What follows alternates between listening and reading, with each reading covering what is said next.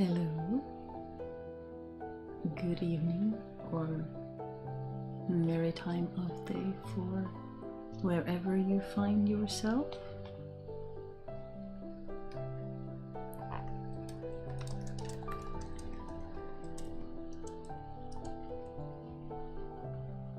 Let's see if I can press the buttons. Hello, everyone. Where did what? Oh, okay. We had the knitting out today that I was talking about last time, and it is still the complicated one. We are taking a chance of seeing if I can manage to keep up with what I'm supposed to do while talking to you. Hopefully we won't ruin everything and have to unpick and redo everything.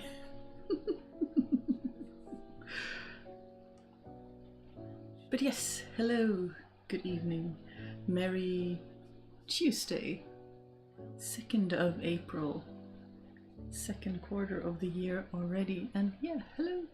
Hello Esther, hello Claire, hello Winry, and everyone. Esther, you were talking about me muttering to myself. I do that quite a lot. My lab and office mate can attest that I do mutter to myself, and all work in progress is very true, because what else are we but works in progress, and that's just how it is. Things are a lot easier when we think of it like that and give ourselves some grace, I think.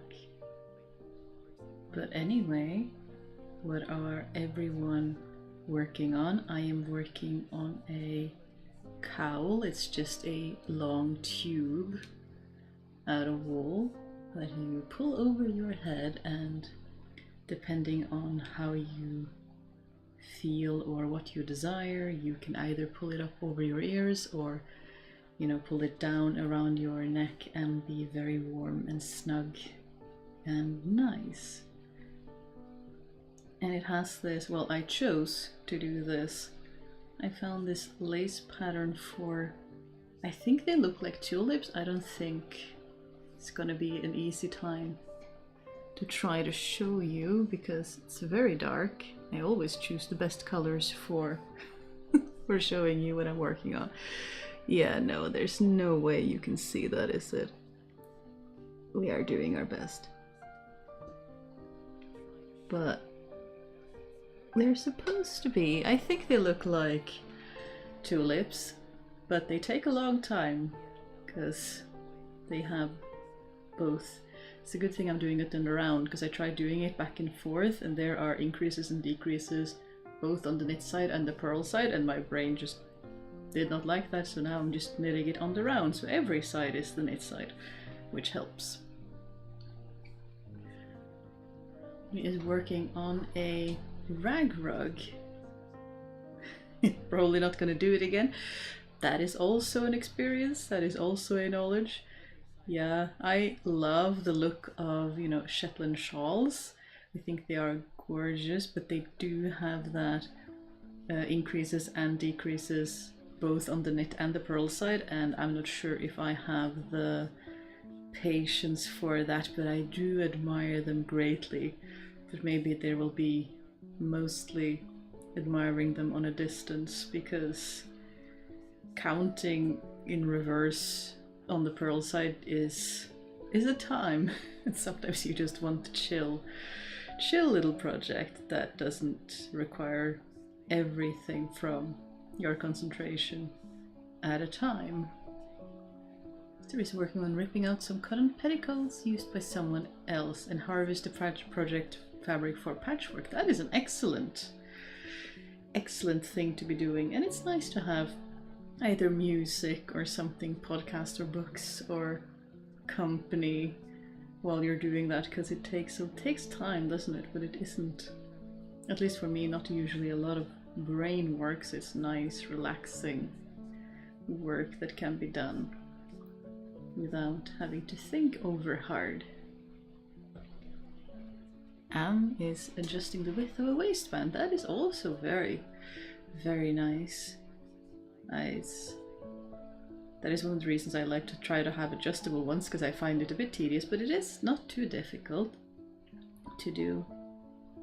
But I've had to do that a couple of times, you know, adjust either up or down, and it's one of the reasons I make sure to keep a little extra fabric in the waistbands just in case it has to go up, because that's very useful, and then you don't have to replace everything.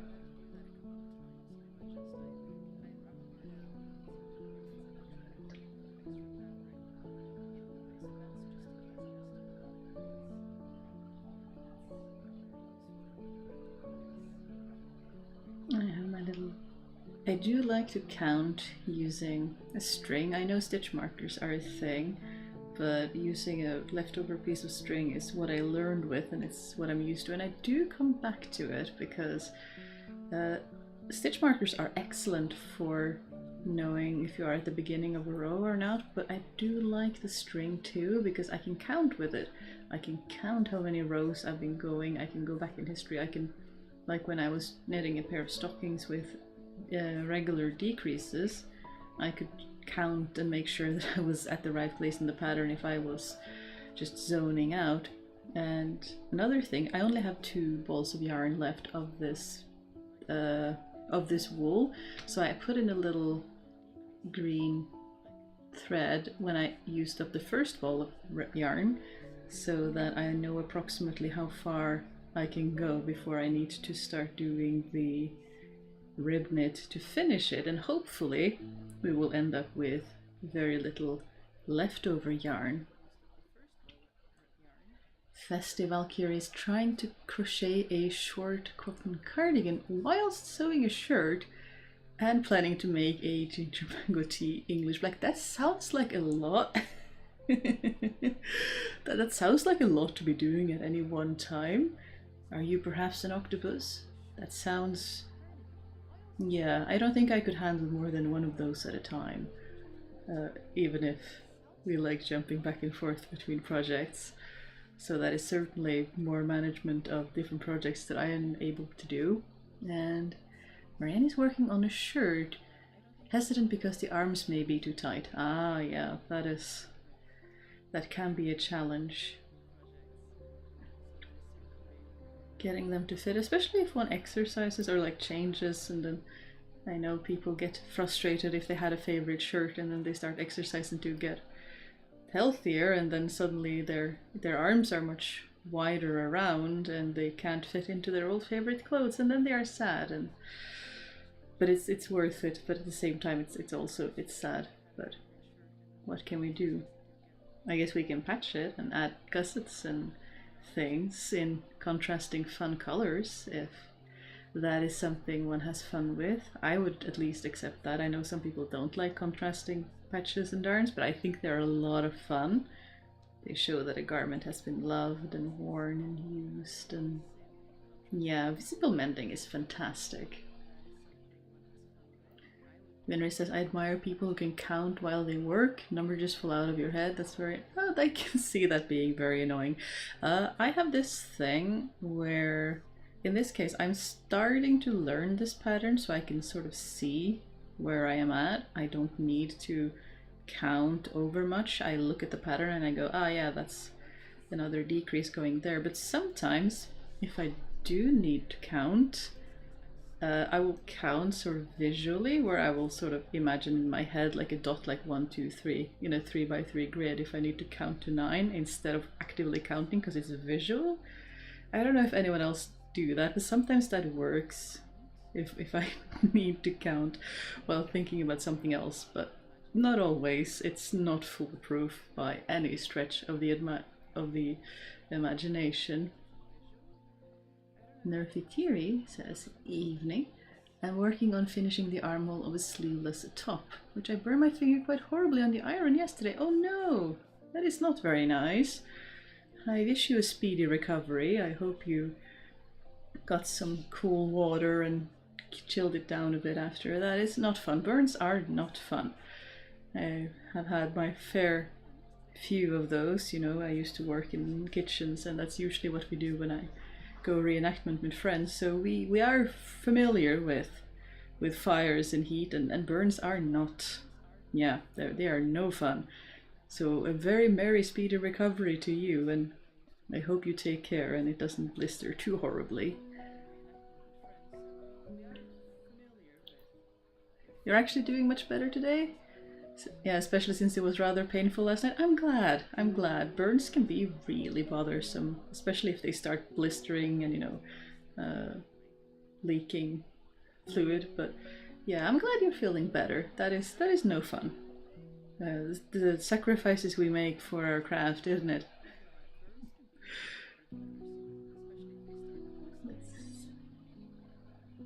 But so far, I think, well, I'm still in the easy part of the pattern. I'm managing to stay with the pattern, but I haven't gotten to the hard part yet. We will see if I manage or make a fool of myself trying to do way too many things at once, because that has never happened in the history of ever.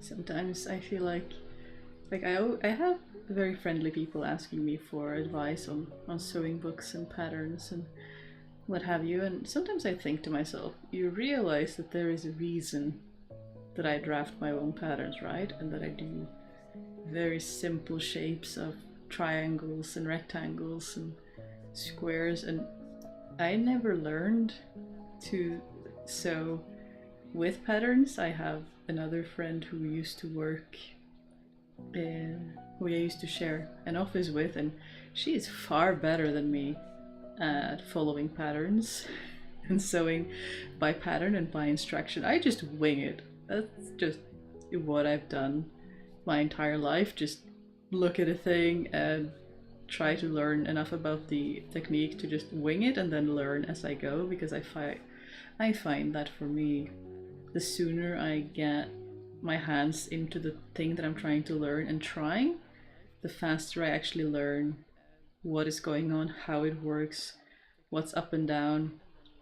If I get stuck in that, tutorial quagmire where I just feel like I need to watch one more tutorial, you get into that perfectionism mindset where you want to do it perfectly the first time, and that's just never going to happen. When we were learning to needlebind, a good friend of mine was learning it over the winter solstice period and the New Year's, and when I came back, she could teach me what she had learned, and her dining room table was completely covered in, we called them like needle binding, corpses, because you would try a little bit and it wouldn't work, and you would just tear the thread because they're all knots. It's very difficult to unravel, and you would try again and again and again and again, and it was a lot of fun, and we never would have gotten there if we had tried and wanted to do it perfectly the first time. But yeah, I'm not the best with instructions. I don't use them a lot. I think it's a lot of fun to draft. But everyone crafts in the way that is best for them. Winner says, I desperately want to learn to sew my own clothes. I am an odd size and rarely find anything that fits. I'm basically never in the sort of style that I want. Yeah, same. I don't think I'm the oddest of shapes. I don't really know, because I hate going clothes shopping and trying to find something that fits. I will go for loose fits. Basically the only places I want to be tight is, in the waistband if it's a pair of trousers or a skirt, and the cuffs to keep stuff out of the way, and maybe the collar. I would like things to be loose and moving. Other than that, so I don't have to face too much if my shape is weird. But my problem was very similar to yours, was that especially when I was a student and didn't have any money, going to charity shops, secondhand shops, You could never find the style that you wanted. You had to make do with what they had.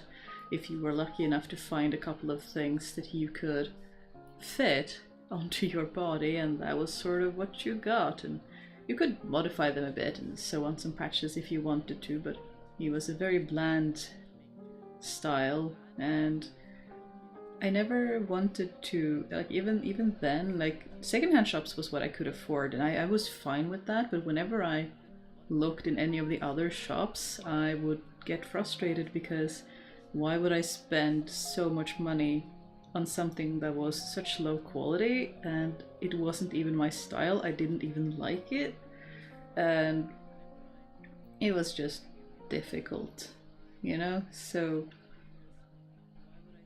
that's, then again, I am pretty boring and basic in the styles that in the clothes that I have, because that's what works with everything, isn't it? And then we try to expand with some other basic shirts. I want to make more basic shirts and then maybe like jazz them up with a little bit of embroidery or simple decoration, but like make a handful and then we have a couple that we can use. And I want to make a couple of trousers too, because I do like trousers. Not just wearing skirts like in the videos, although I really enjoy how the nice black or dark grey wool fabric films. Kiarona says hello, good evening, or good day, merry time of day whenever you find yourself. Esther says true, hands-on is the way to go. You're building a house, wow, that's a ambitious experiment. Sounds fun. I love watching those. I know it's very in the wind these days, but I have loved watching those tiny houses and the sustainable houses, making mud and clay houses with straw bale, and they make it look so achievable to do something as wild as building your own place to live. My grandfather did that. My grandfather did build the house that him and my grandmother lived in ever since they married, but these days that just seems so wild. And yeah, we've done a few house things, and you learn so much every time you do anything, because this learning curve is so steep, but at least it gets better every time you do it, as with so many things.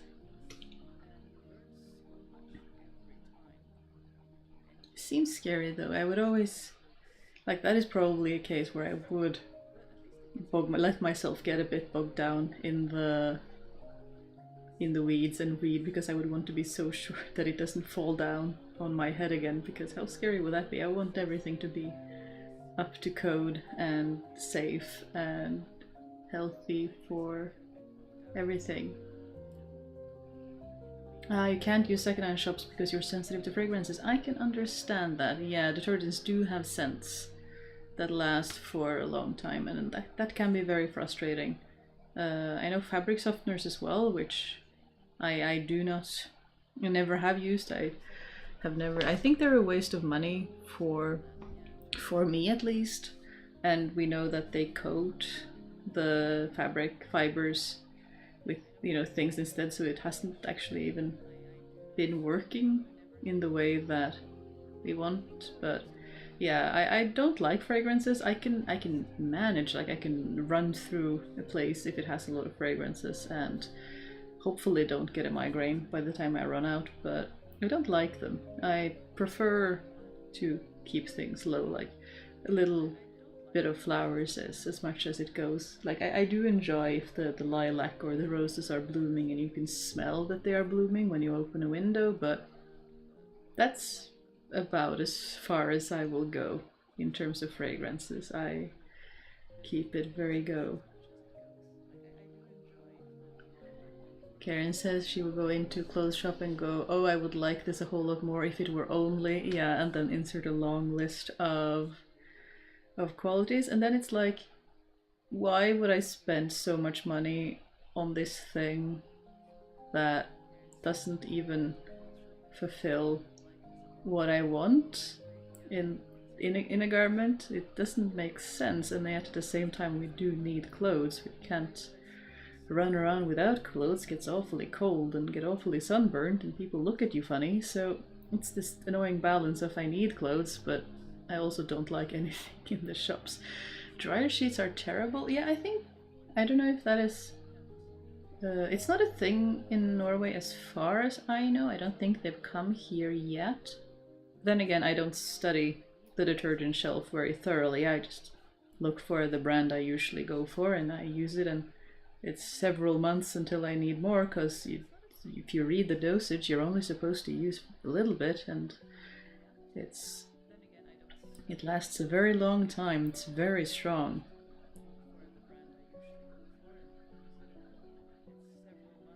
At times you would briefly entertain the idea of altering it yourself, but yeah, it's never gonna happen. Yeah, exactly, because if I go out of my way to buy something in a shop, I want it to be ready to use out of the bag. If I need to alter it, then it's like, well, then I might as well just make it myself. It wouldn't necessarily take that much longer, because then I make it from scratch and I know the seams and I know the finishings and I know what is working, and I know that it wouldn't tear randomly at various seams that, you know, where the seam allowance was suddenly a little bit too short and then it runs out of the overlock, which we have happened several times where, you know, spouse has had wardrobe malfunction and you have to run it through the sewing machine and fell the seams all over again because the seam allowances weren't quite long enough, and you just have to do it again.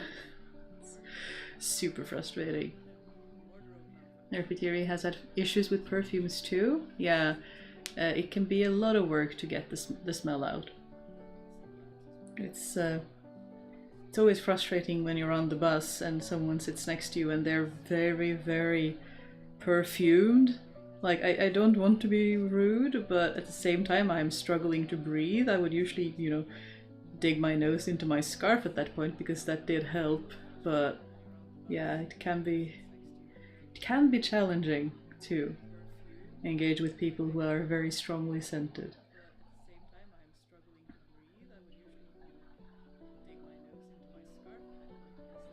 Yeah, Maria says you really wish there was more attention to how harmful these things are to a lot of us. Yeah, but I do see, at least there are some, like the dentist office that we use has a little sign on in the waiting room area that says, you know, please do not use strong fragrances, so that this place is welcoming to everyone. And I wish that was more common, and I wish that was more prevalent. That does, like, workplaces and doctors' offices, and like they don't seem like places that need to be smelling strongly, but some people really enjoy it, so I don't want to take that away from them either. But yeah, I've had colleagues who were definitely sometimes a bit challenging to talk to, because it was difficult to breathe around them, and that it can be difficult to have a conversation when that is the case. But I don't want to police how other people do or treat their bodies either, so it's a difficult balance to strike.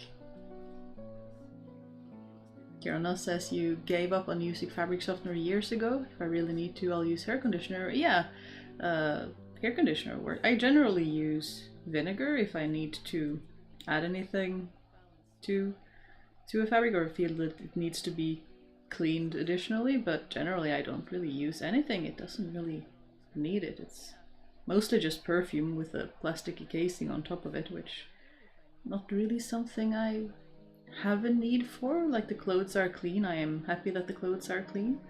So, and we've also seen that the more fabric softener people use, because it does add like this plasticky sheen and casing around the fabric, which acts a bit like polyester and other synthetics. So if you use more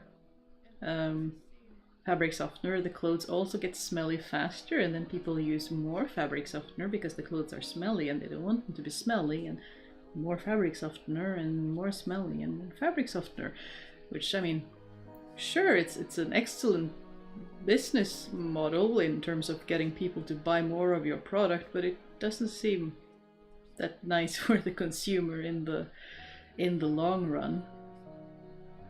Yeah, Kiel also says you haven't used fabric softener in decades, just a little vinegar with towels. Yeah, same. Vinegar works quite well, and I'll buy the strong vinegar. We can buy pretty concentrated vinegar at the store because I'm used to dealing with chemicals. I just dilute it, and then one bottle lasts me ages and ages and ages and ages, which is very nice. I like things that it takes me a while to use up. I make my own hard soap for like hand soap for the same reason, because it's fun and it's chemistry and I have fun with it, so why not? And they last a long time as well. I find that the only time hand soap doesn't last very long is when people aren't familiar with using them. Like we would have guests who would, instead of lather their hands and then just put the hand soap away in its tray again, they would sort of lather up their hands and then rinse the piece of hard soap under the sink in the water and then put it away, which of course left the poor bar of soap in a pool of water, and then it would get soggy and sad and be used up very fast because it was very soft. So we are so used to liquid hand soap that some education required. But then we laugh about it after, and it's all good fun. Vinnery says, I love using vinegar too, it's so useful. Yeah, it has a lot of uses. It's just all around very useful chemical. It's very fun to make yourself as well. Our landlord has an old apple tree that is badly in need of a prune, but it has, like, the branches are so tight that like half of the apples last year were rotten already on the branch, which is not very good in terms of making it into applesauce or anything like that, but you can easily make it into apple vinegar, and that's what we did. So I have several bottles in the pantry of apple vinegar ready for food or cleaning or what have you, and it's nice strong vinegar, and it's fun. So many people using vinegar, and to get perfume out of clothes. Yeah, vinegar is good for odor removal. I use it for a lot of things, such as like we recently I was given an old fridge, and it had, some fridges have a bit of a funk that no matter how much you scrub it, it just doesn't come out. So I just pour a tiny little glass of vinegar and put it in the fridge and leave it for a while, and mostly the smell is gone. It's very nice. I do love me some vinegar. It's a very useful chemical. Mary says you kind of want to make a little comment about the sad wet soap bar. Do it. Make it a public service announcement to teach people how to use bar soap in the right way without making sad sloppy soap bars.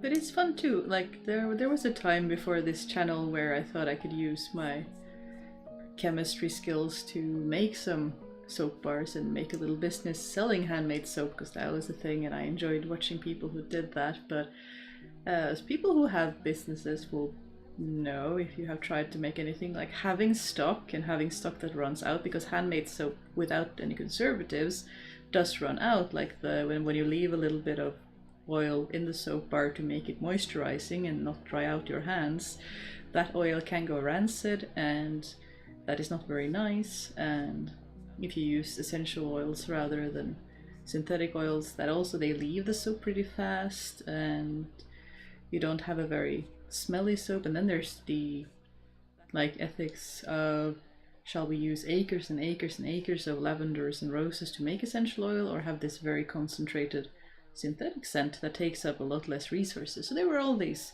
considerations, and I was not very good with marketing, so I didn't make a lot of sales. So I still have stock of that soap, of the various soaps that I made years and years later, and I still enjoyed making soap. I still have the little silicone molds and the other tools to make it, and I'm almost at the end of my stock, so I'm really looking forward to being able to finally make a new batch. Because I still think it was fun to make soap, and I'm still going to enjoy doing that at somewhat regular intervals, just not as much as I did when I tried to make a little soap making business. But yeah, I have to use up the stock that has been sitting in shelves and drawers for years now at this point. But yeah, I'm gonna just make unscented simple bars. I had the one that I was the most happy with was a unscented bar for a couple of my friends who have sensitive skin, which was just like a handful of different oils and lye and nothing else. It was super simple. It was a nice hard bar that just they loved it. It was very nice. It lathered up well and it was fun to make. So that is my takeaway of the experiment, was like all those additives that are fun to add and make it fun to make soap aren't really necessary. At the end of the day, you just need a little bar of lathering soap that cleans your hands, and it doesn't need all those extra bells and whistles. And it turned out to be the soap that they liked most because it didn't give them any rashes and it helped their eczemas, and yeah. So some simple is, again and again I keep going back to keeping it simple is the way to go. Esther says making vinegar out of fruit smells so good. Oh, it does. It does smell so good. Try pineapple, grape, apples and mangoes. Oh, that is very, very cool. I've never had a big enough stock of pineapple or mango to make a batch of vinegar. That sounds very exotic and very fun. Absolutely a lot of fun. And yeah, but apples I've done a couple of times and it does smell so apple-y and lovely and nice. And I know a lot of people make apple wine, but I don't drink, so I don't see why I would make that. I wouldn't drink it, there would be no point. But vinegar, I'll just bypass, or not bypass, I mean, I'll let the bacteria make the alcohol and then go straight to vinegar and cool. Use Gestapils? Yeah, I would use Gestapils, but we don't buy that much. Exotic fruits are fairly expensive here, so it would be a pretty small batch. Maybe if I used the freezer, I suppose. I do that for vegetable scraps, that could work. That must smell really nice. Imagine having that for food and putting it in salads and stuff. Maybe I need to try that. Renner says she considered making soap because it's hard to find unscented. Yes. That was the problem my friends were running into as well, that it's very hard to find unscented because everyone wants to make, you know, the scent that everyone loves, and surprisingly few people make just plain old boring unscented soap bars. And they I still didn't sell a lot, but I gave them away to those friends who had sensitive skins and they found it very nice. So that is like when I finally use up my old soap bars and can make more soap, that is the one that I'm going to keep on making. Potato boiling water is good for making a gentle soap. Interesting.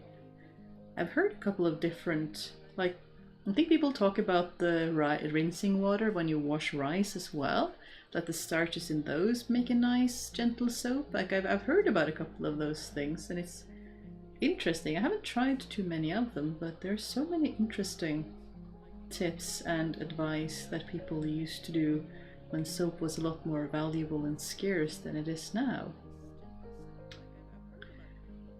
And says for personal use, especially for hair washing, I use yucca root. Cool. That is really cool.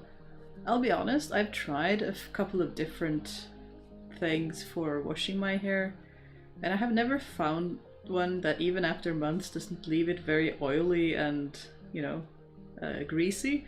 So I've gone back to small amounts of regular shampoo and conditioner because that is what just has worked. I've tried apple cider vinegar, I've tried bar soap, I've tried a couple of different things, but I haven't found one that works for my hair yet. But maybe one day I will. But insofar, I only wash my hair once a week anyway, so I don't use a lot of soap and conditioner, but yeah, finding something that works is always a thing. Kiara says, makes me wonder how well rice starch would work for putting your clothing into use as well. Putting it, like using rice starch as, you know, as starch, that could be an interesting experiment. I mean, it's just starch, I don't see why it wouldn't work. Just probably need to boil it to activate it, and it might work like that. I haven't tried it, but yeah. Dilute the shampoo? Oh yeah, I do. I dilute the shampoo and the conditioner, and I don't use that much, especially the conditioner. The conditioners are very strong. Like, there's a lot of, you can dilute them. I've diluted them like, I think 1, 2, 3, like 1 part conditioner and 3 parts water, and it still works fine for my hair at least. Guess it depends on what you have, but for me that has worked well. But yeah, they're so strong, the soaps, and I keep finding them on sales. Like the shops will have corners of the shop where they have like 40% sale because things are going out of stock or things are going out of date. So when I see shampoo or conditioner, I'll pick it up, and I end up with this large stock in the bathroom, and I haven't gone through it yet without being able to find something about on offer. So I guess that's good.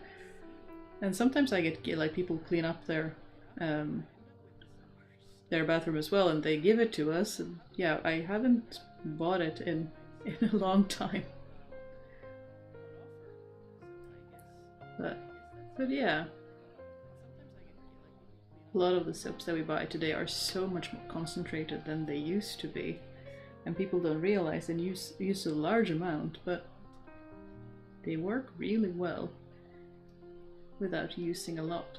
Like, there is this dishwasher detergent that has the slogan like a drop is enough, because it's so hyper concentrated that a whole load of dishes only needs a very little bit, and it doesn't get cleaner if we add more. But that seems to be a bit of a chemistry rant, chemistry aside.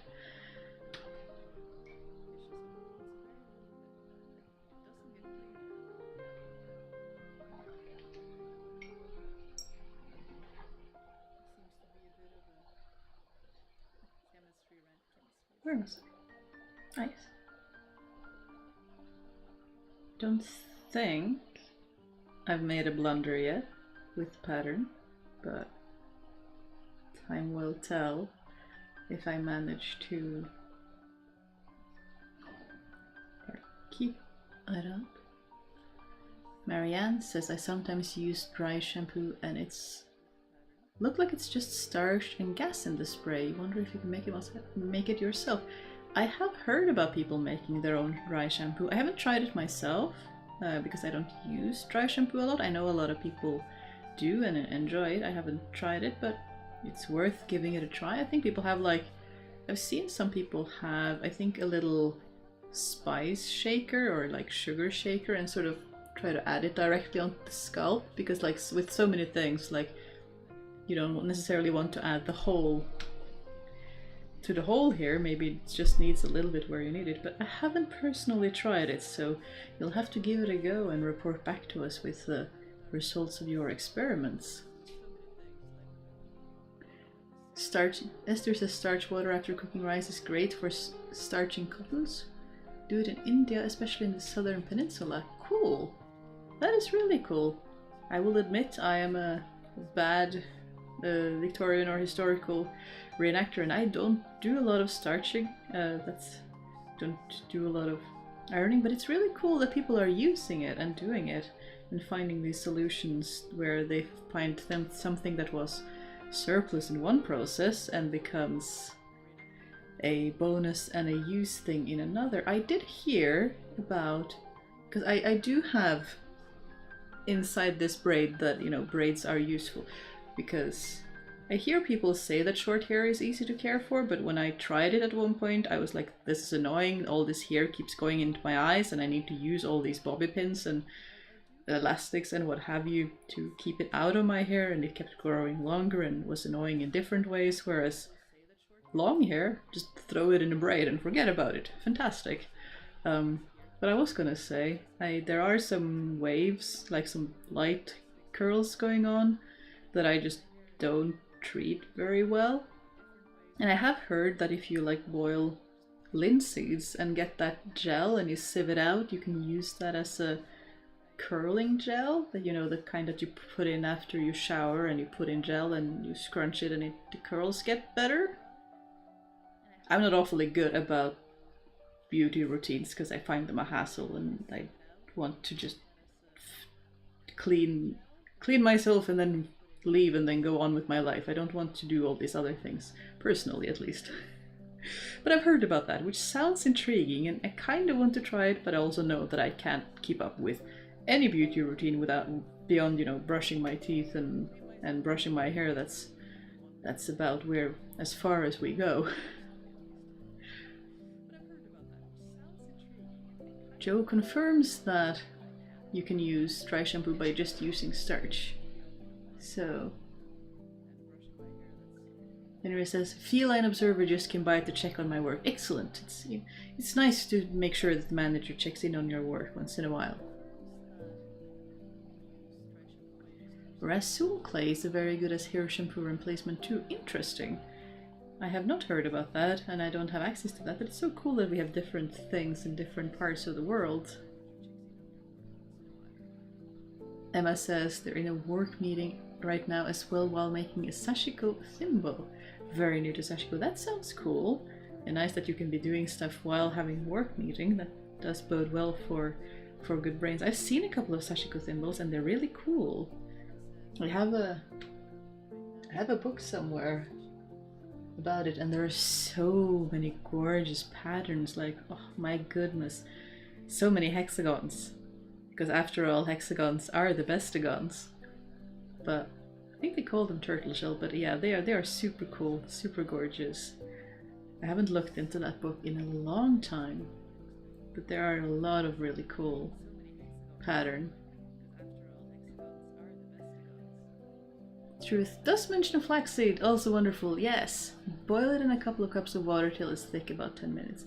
Yeah, I have wondering about that, but we shall see. I am very minimal and lazy about personal care. I'm like, so long as I'm clean, that is as far as I want to go.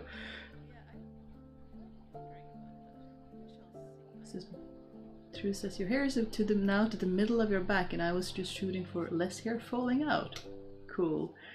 Yeah, I have pretty long hair naturally. I've had long hair most of my life, apart from the one time where I tried cutting it short because I wanted to see what that was like, and I was like,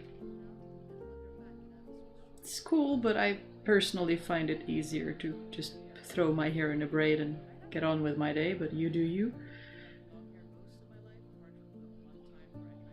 But yeah, Karen says they've tried that gel, worked great. Cool, nice to know. Maybe I will try it at some point, we shall see. The observed saw that it was not food or cheesable, and she declared it boring. Ah. Yeah, I haven't attracted either of the voids. I saw Soot was sleeping downstairs earlier because I am dealing with string, and it's sometimes a bit of a toss-up whether they are attracted to the string or not, and I would rather not train them. That wool yarn is fantastic, so we shall see. Esther says they use flax seed gel as a face mask while preparing breakfast, but also on your hair when it was longer. So many uses, and that is something that at least I can grow in these northern frigid parts of the world.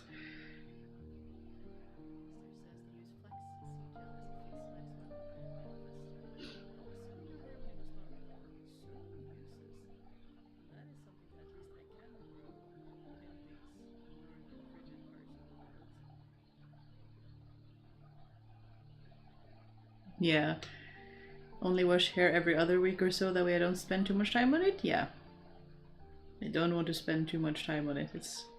there are other things to do, you know, places to be, crafts to make, things to knit, and lives where I can talk to interesting people instead of doing other kinds of things.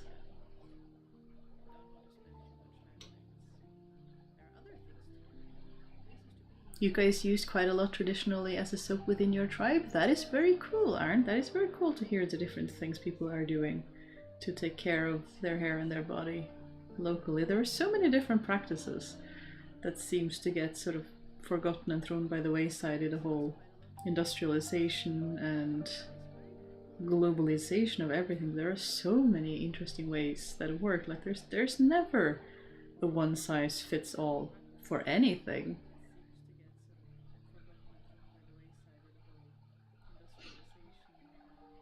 Great to wear protective hairstyles for like braiding, helps the hair a lot. That is, yeah, it's only one long thick braid, because I am lazy about my hair, and that's that. I do sleep with it too, and then I just braid it, well, I just brush it and braid it in the morning. It's nice, keeps out of my face and eyes, and just behaves. So it usually just stays like this for most of the week. And it's nice to see that other people are doing similar things, because why spend too much time on it if we don't want to, you know?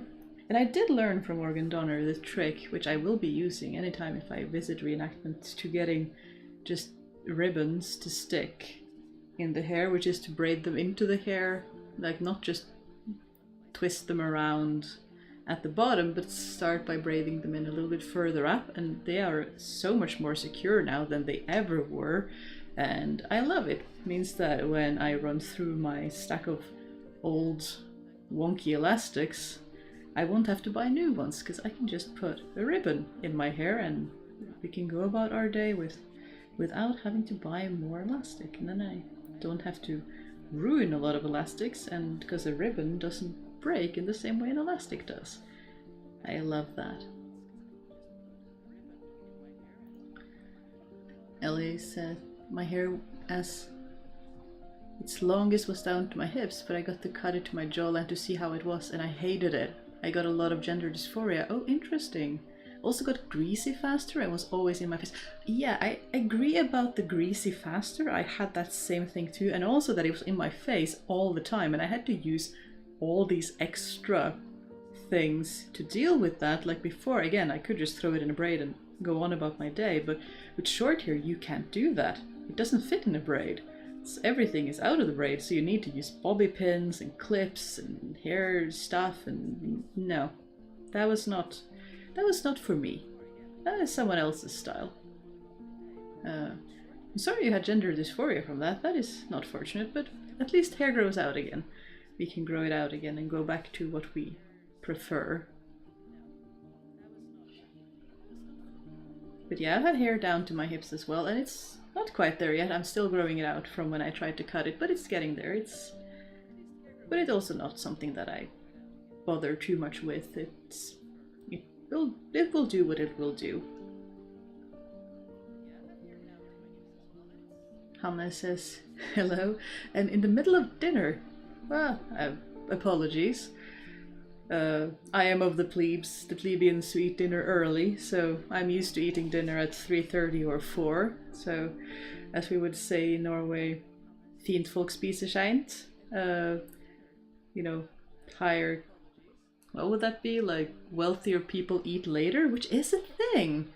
At least in our neck of the woods, that was a thing, and to some degrees is a thing. Like, when I had friends and I would visit them, you could pretty much tell if they were working class or middle class based on when they ate. Because the middle class people had a habit of eating at 8 or 9, and I was like, why would you eat dinner so late? I will have a huge clump in my stomach when I go to bed. What is this nonsense? No, we eat 3:30, 4 at the latest. So I don't know if that is a global thing. I don't like that. Seems a weird thing to be a global thing, but I know it's a cultural thing in parts of the world. I don't remember the reason. There was a reason for it. but I can't remember it off the top of my head. Like, it came from somewhere. I'm assuming the factories or something like that. There was... Or was it that the servants had to eat before they served the upstairs people? So they ate first because they needed energy to do the supper service, or what? There was a reason for it, but I can't quite remember. Vinry said, back when I had long hair, I braided a lot too. Yeah, it's so easy. I never could do more than a 3-strand plait, but it's so easy. It's quick and easy, and yeah, I like braids. I'm a braid person, apparently. I hope to be one of those old women with a long silvery grey braid and, you know, dimples and wrinkles from a life well lived, one can hope, right? Catherine says, I do that too, usually with shoelaces, which last longer. Braided into the hand and ends with bows. Yeah, suits lifestyle? Yeah. Sometimes I want to make more braids or more ribbons so that we can change it up and use different ones. But yeah, it's a very efficient and it works really well. Haley says, hello. Well, this is a lovely surprise. At a drug discovery chemistry expo, waiting for tolls to start. Boom, here you are. Hello. Drug discovery chemistry expo. That sounds cool. There are so many interesting. I love analytical chemistry. There is so much cool thing to do, like so many methods to use and discover and work on, and every time there's a new chemical there needs to be a new analytical method, and the back and forth of that is so much fun. To work on a method and the satisfaction of getting a nice, short, efficient method with nice, clean peaks is just... I've talked about this with my, chemistry and instrument using research friends, the sheer joy and satisfaction of getting an expensive, fancy, advanced instruments to do what you want it to do is chef's kiss. It's really excellent. It's one of the things that I really miss about universities and academia is working with those fancy, expensive, sometimes intimidating, because like these things you had, an instrument that was, I don't know, maybe 1.5 meters wide, 2 meters tall, a couple of meters deep, sometimes including the vacuum pump. These, not very big instruments with all the hooks, bells and whistles, and they would be worth, 4 houses. It's insane, and they're custom made. You can't just order one and have it shipped the next day. Like, these take 6 months to build because they don't keep them in storage. They are custom made every time you order one to your specifications. And they're so cool. They're so fun to work with. I do miss that. I miss teaching students too, because seeing the light go off in a student's eyes as they get something is really, really satisfying. I find it satisfying both ways, both working with the really eager, really interested students in letting them go that extra mile and learning extra, but it's also really, really fun to have a student who's been struggling and they finally get it. That moment is so precious. It's a lot of fun. Winner says they haven't heard about dinner time outside a book. That is interesting. I'm not sure if it's a global thing. Like, I wouldn't think that it would be, but it is a saying in Norway at least. So it probably came from somewhere, though I'm unsure if that is still a divide that exists. Like, it would be a artificial one in that case, like old habits from families and things like that. Kiala says that's also in Pride and Prejudice, the breakfast thing. Interesting. So there is something there. It comes from somewhere, even if so it's like a hangback of an older tradition, even if we no longer have it. Catherine says, this happens over here sometimes, halfway around the world, that servants eat first makes sense. Interesting. I mean, a large part of the population used to be servants, so yeah, there would be there would be some carryover from that. Mila says you're losing your hair due to age and chronic disease, so it doesn't grow anymore, and I have to have it short. But a nice headscarf is a good way to solve a bad hair day.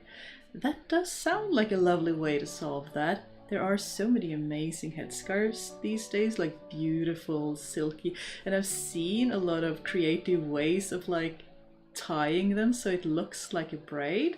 People are so creative with that kind of thing. They do a lot of fun things. So I'm glad you found a solution that works for you with the chronic illness and everything. Like that is like it can be a hard thing to go through, but it's nice if we can find a little silver lining even if a situation is hard. Ellie says, my hair has finally grown long enough to braid now, which is a relief. Yeah, I had the same feeling when I had tried to grow my hair short just to see how that felt like, because I never had short hair. And being able to put it in a good braid when it had been growing out was the best. I was like, yes, we are back to normal. Maybe a teeny little braid, it looks weird, but we are back to braiding. We are back to normal, back to what I'm used to. Catherine says also the working class rises with the sun over here to do construction and other such immensely helpful hard work. True. We always did rise, well, not technically rise with the sun, because in winter you can't do that. You have to get up earlier than the sun, because otherwise you never get anything done, because we have very little sun in winter. But yeah, I am used to getting up very early. I still get up. In winter I usually get up around 7, because I do sleep in a bit when it's very dark. But in summer I wake up between 4 and 5, and I can't not. It's just automatic. I try to push it so that I don't wake up before 5, because why? Why, buddy? Why do you have to wake up at 4? But my normal time is somewhere between 5 and 6. I'm around 6 now because we just had daylight savings time, but yeah, it's ingrained. I have this built-in alarm clock from when I was a child, and it's just there. Nerfy Theory says, when I had long hair I rocked the French braids and top buns. Now it's pixie short and candy floss pig. That sounds fantastic. I love that. I rarely have the spoons to do a French braid, but they are very nice. But candy floss pig pixie cut sounds amazing and a lot of fun. That sounds really, really cool. Haley said, exactly. It's fascinating. Totally understand the satisfaction of getting that perfect curve. I know, right? There's some awesome stuff going on in the machine learning and generative AI in chem.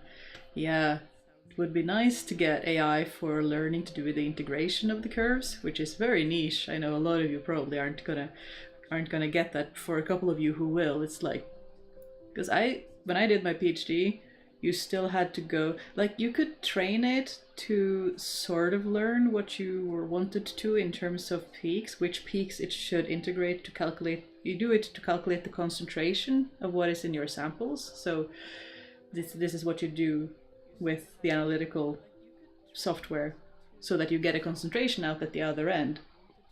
And you could train it a little bit, but you still had to go through every single peak and double check that it was correct and that it was correctly integrated, and you had to do minute adjustments. So I actually found out that using my drawing tablet saved my wrist all that clicking and mouse work of minute adjustments to make sure my concentrations were representable and correct, because that was a time, many thousand peaks to integrate.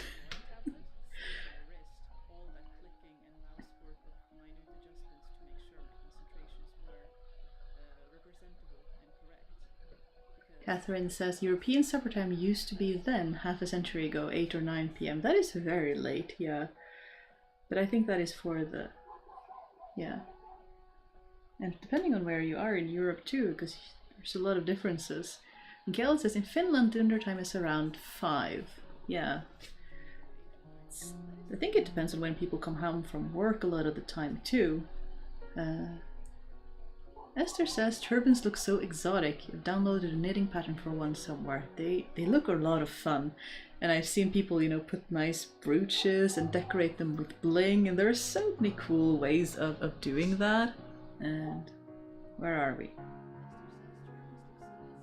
Oh no, we are starting with the hard part that I'm worried I'll mess up. Okay.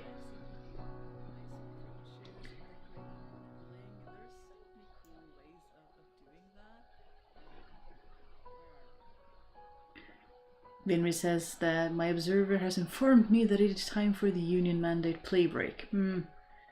Yeah. Embla hasn't interrupted us yet, but I do think the morning live last time was a large factor in that, because she's much more awake at that time, and people were commenting that their cats were raising their heads and wondering what was going on, because she was being very loud and attracting much attention from throughout the microphone and throughout the world, which is a bit amazing to think about, that you can have that effect on a pet far away just because your youngest cat is very enthusiastic and wants you to throw a toy mouse across the room multiple times. At least she does fetch. When she's really desperate to play, she does bring it back to us so that we can throw it again, which is very helpful in many ways. Yes, true. In winter it's blackout at 4 a.m. Still, they must be asleep by 9 p.m. Which is when the idle rich are eating their final courses at posh restaurants or their own homes. Interesting. Yeah, we lose at the darkest right before the winter solstice. We lose the sun at 3 p.m. and it doesn't get up until about 9, and we are in the south of Norway, so that is still pretty good. When I was in Tromsø, the sun didn't go up at all. You had a little bit of dawn around noon, like the sky would go blue for a few hours, and then it went dark again. Which was an interesting time to do your exams. Yeah, I am asleep. I've had to stop doing late night stuff. I am just not cut out for it. I work best in the morning. But yeah, my brain shuts off somewhere between 8 and 9 p.m. and I am just completely useless. Brain no work. And by contrast, which is really cool to see the differences, my spouse is a evening person, so they are really sleepy in the morning. So we need to make sure that if we're supposed to talk about anything and we need both of us to be awake, it needs to happen somewhere between noon and 6 p.m. because that is when you'll have both of us have, an awake period. And because if you are too early, they will be sleepy, and if it's too late, I will not be particularly cognitive.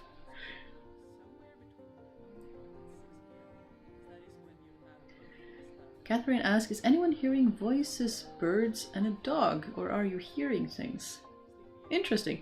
I can't hear a lot of what is going on. I know this microphone picks up a lot of things. It's probably not the best microphone for doing lives, so I apologize if there are weird staticky noises or different things you are picking up. There is a dog on this property. Like the landlord does have a dog. We just dog sat her for a couple of days while they were away for Easter.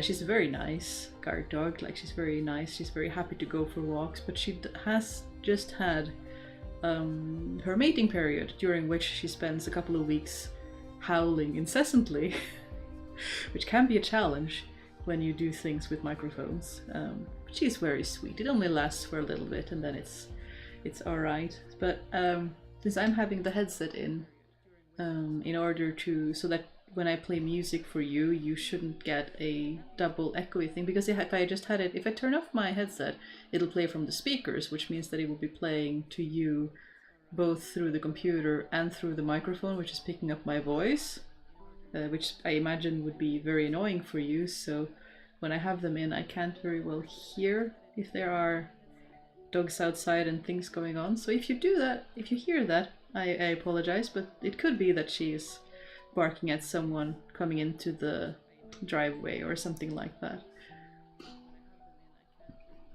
Karen says they're the opposite as well. You're your best after 8 p.m. Yeah, there's difference.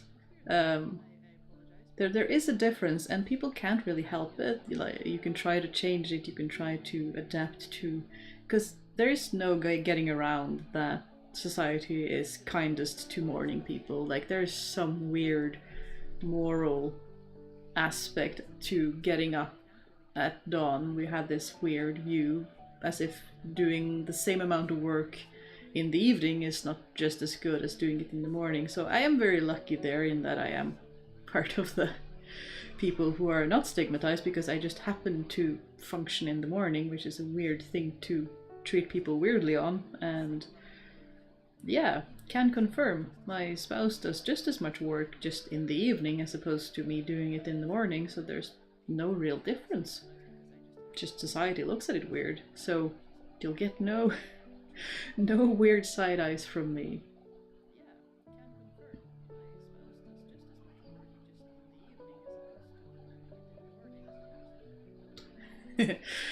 Thanks for the confirmation. Just need perception checks sometimes. Super soft barking in the background. Oh yeah, that's good to know. I mean, she's a fair, she is across the yard, so I hope she isn't too loud. But she is definitely enthusiastic when people come to her yard, and she may alert it to everyone around her.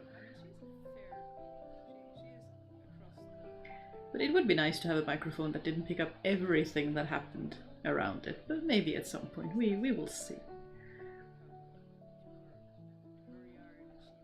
Alex says good evening, and indeed good evening it is. We are having a cozy time. We've been chatting about all sorts of weird things, from analytical instruments that costs a frightful amount of money to hair care and soaps and detergents and everything under the sun, all the while trying to keep track of my knitting pattern, which feels ambitious enough as it is.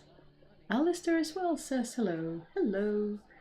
Merry welcomes and merry mornings and evenings and time of day to everyone.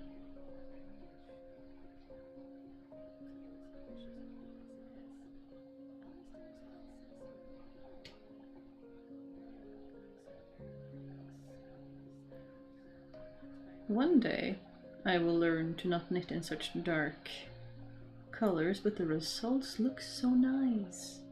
They look very nice, and I do like the black, I have to admit. The black is a very attractive, very safe and snug and warm and everything. But it does add some extra requirement to light, especially when one is working with small sticks. Did I do that? What?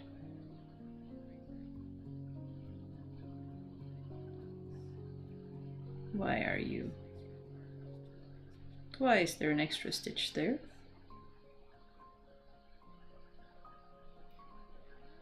I think we have made a blunder. Luckily it's not that far back that we can just unpick it.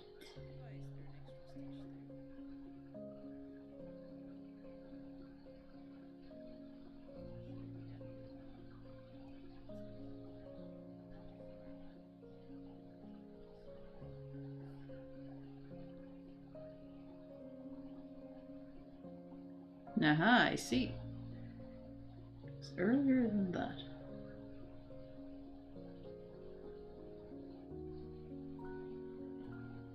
Esther says, your cat is curled up near me. It's your sign to sleep. Good night. Well, good night to you too. Yeah, the cats do like their routines, don't they? Shall never stray too far from an established routine. That would be not acceptable. Ellie says they love mornings, but your frazzled mind makes it hard to get enough sleep. Daytime can be overwhelming too, so I've often been a night owl. I can understand that. The temptation of being a night owl when the world is asking too much of you is definitely present. Absolutely. That is not something that I find hard to grasp at all, because that is the time when one can finally maybe get some time to oneself. in the midst of the chaos and everything happening around us.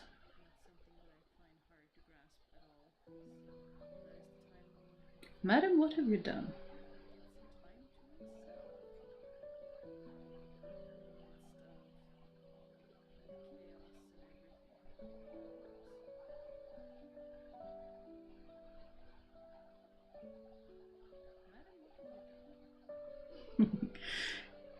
Mia says that its chat makes the job of weaving in yarn ends much more tolerable. Oh, multicolored socks, that makes many, many yarn ends. I can understand wanting to have something to listen to and distract oneself while doing that.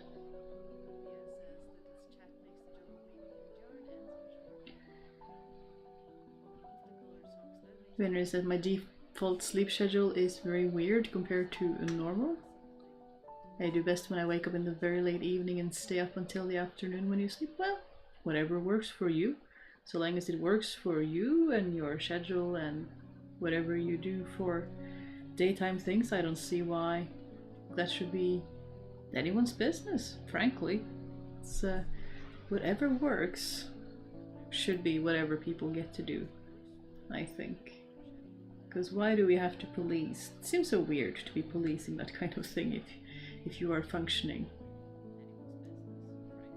Eli says, I can't remember ever hearing this. What did you get your PhD in? Oh yeah, I did a PhD in environmental analytical chemistry, which is basically, a lot of my work was method development. I was the first ever PhD of the professor who had just been hired a few months before me, so it was just him and me for a while. And of course, we didn't have a lab, we didn't have any established methods with the instruments that university had, so we sort of needed to look at what he had done before when he was a postdoc and a researcher at other labs, and we needed to sort of refit them to the instruments that we had, which is not entirely from scratch. Like, you know which chemicals you want to analyze, and you know roughly what sort of thing, but you still need to test out all the equipment and all the columns and all the chemicals and all the everything and work on it all over again. But basically, environmental analytical chemistry is you go out into the field, you take some samples, can be water samples, can be soil samples, we did a lot of collaboration with biology, who had a lot of samples, in their freezers, so we happened to have biological samples from animals, from their projects because we needed very small amounts. But it could be all sorts of different samples, and then we take them back into the lab and we extract them and we analyze them and we check if there are chemicals, persistent organic chemicals were what we were working on, man-made synthetic chemicals that we know don't exist in large amounts in nature, and to see if we were finding them and then report those findings. And at some point, maybe governments start introducing legislation to that if there are enough observation and things like that. But yeah, that was what we were doing. So I was the first PhD student this professor had, so we sort of started the group, which was a wild, amazing ride. Like, how many PhD students get the opportunity to not just join an existing research group, but to actually be a part of starting a new one? I mean, it was just me and him in the beginning, and then slowly we got more master students and other PhD. Like, one of our master students graduated to become a PhD student alongside us. When I was finishing up, we were just getting 2 new postdocs, the group was growing, things were getting established, but in the beginning, we had nothing. We were lucky enough to collaborate with some other people who agreed to let us have half of their lab, because they were getting new labs, and as they were finishing building them, they slowly moved out, and eventually we had one whole lab for our group. But in the beginning it was just half a lab and no chemicals, no nothing. It was insane to look back on, and things grew quickly, surprisingly quickly, to be honest with you. It was a wild ride. It was pretty crazy, the whole experience looking back on it. Of course, at the time you don't know any better. You just like, this was a professor who was fairly good at, like, someone might call him a micromanager, but he just knew that he needed to hit certain goals in order to get what he needed in terms of instruments, in terms of labs, in terms of publications and work. And that worked quite well with my, brain. So I just said, all right, I will follow the instructions and I will develop 1, 2, 3, 4. And of course, the methods I developed became the methods that we used for the master students projects. So whenever master students were doing anything, they would choose what sort of samples they wanted to do, like if they wanted to do biology, biota samples, or soil samples, or what have you, and then they would extract them. I would show them how to extract the samples, and then we would just use my methods, which was a double whammy, because then the master students gets data for their thesis, but I also get data for my PhD thesis for proving that the method works with many different kinds of samples. So it was a, as is usually the case with these research groups, you help each other get to the desired end goal. So they helped confirm that the method was robust and worked for a lot of different things.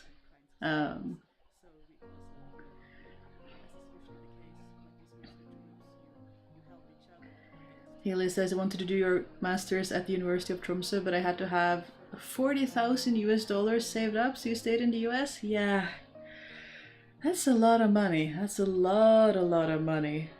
My goodness. But yeah, it can get pricey to do those things abroad.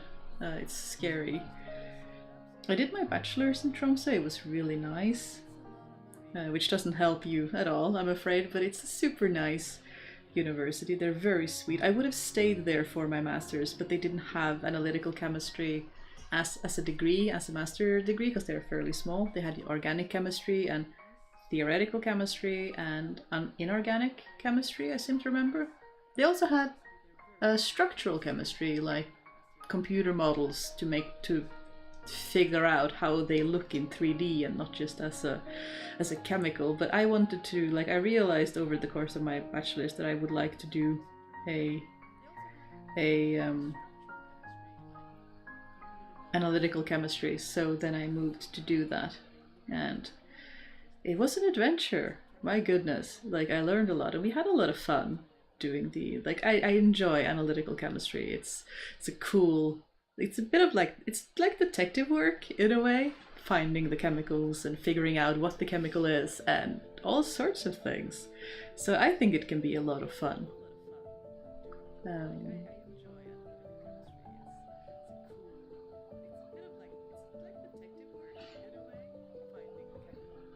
Minray says, as a disabled server, I agree as well. There's a lot that I can do, but I'm just not allowed to because of arbitrary social standard. It's immensely frustrating. Yes.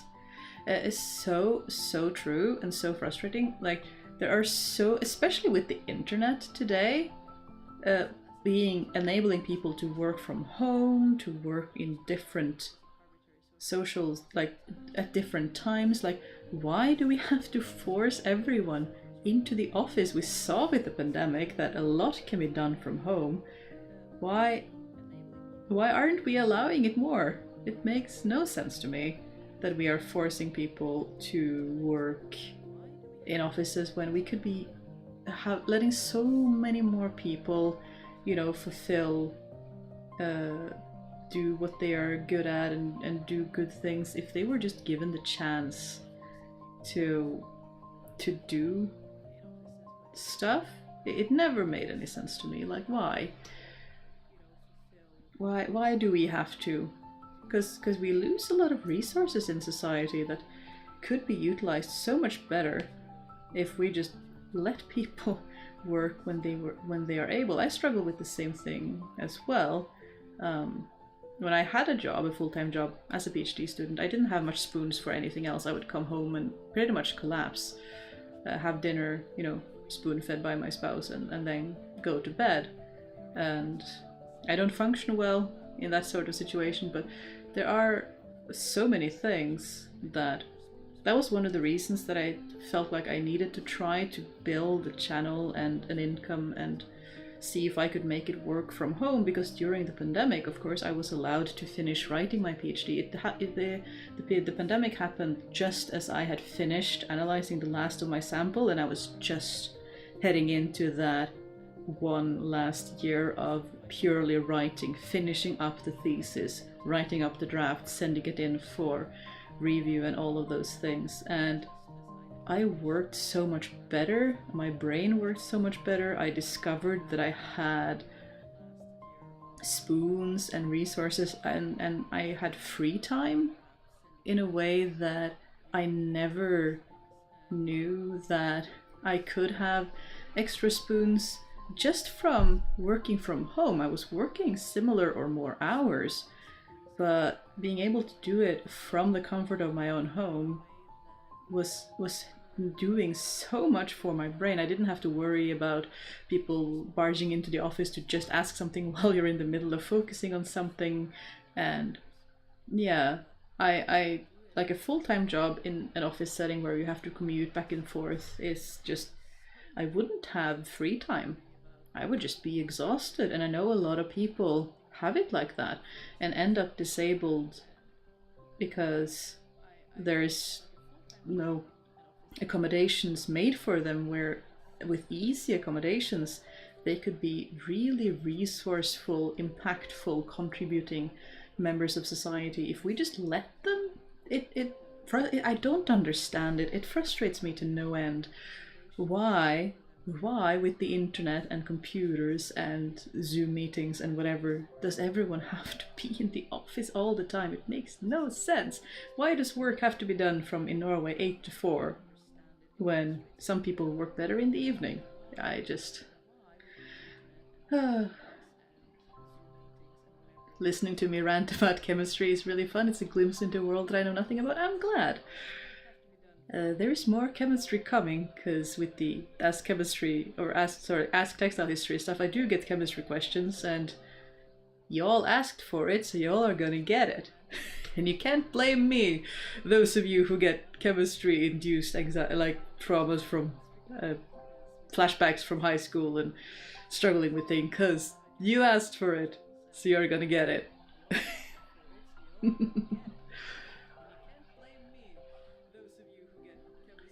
Haley says, for those who are in school and struggling mentally, emotionally, or physically, check with your institution's accessibility accommodations department. Both my undergrad and grad degree had incredible programs in place to help me with my mental and physical disability. That is excellent. That is really excellent, Haley, that you were able to do that. My experience is that it really depends on your university or your college, how aware they are, how much they know about disability, how much they know about accommodations, what they offer. It really depends, but if you have a department that is good and that does that, absolutely contact them. A lot of the time they do require you to have a diagnosis of some kind. I know I had a student once when I was teaching organic chemistry, the lab course, where I had a student who had been in and out of doctor's offices and hospitals for, I think it was 7 or 8 years when she came to me, but they hadn't been able to figure out what was wrong, like why she was so exhausted. It sounded like ME, but maybe like they hadn't gotten that far to do that yet. And she couldn't technically get any accommodations because she didn't have a diagnosis. But I mean, when a student is crying in the hallway outside of your lab, that is not normal. That is not a student looking to abuse the system. Like, I absolutely did not accept that answer. And she did come with a doctor's note, but it was like on the 7th out of 10 labs. So if I hadn't made the accommodations at lab 2 after I had seen her have a breakdown in lab 1, she wouldn't have had accommodations that year at all, because it takes a while to get a doctor's appointment and to get stuff going. And it was just so frustrating to me that she couldn't get a lot of accommodations without bothering her doctor for a doctor's note for every single class, because she didn't have a diagnosis. Like, why couldn't the doctor be allowed to just make a generic doctor's note that this person has struggles, we don't know what it is yet, but please help her with accommodations? It was super frustrating to me to encounter that. And yeah, but I accommodated to her and we got her through, and it was really like a lot of the time there are really easy accommodations too, that can make a world of difference to a student. I had another student too who wanted to sit in on my labs and write her lab report, like a body double type thing, and I was like, sure, as long as I am here and I still have students in the lab, there's no problem with you sitting in the corner or the teacher's office to do your work. Like, accommodations are a lot of the time so easy.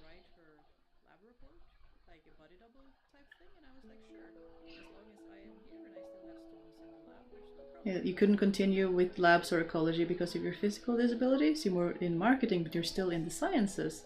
And work remotely so much better for health. I agree.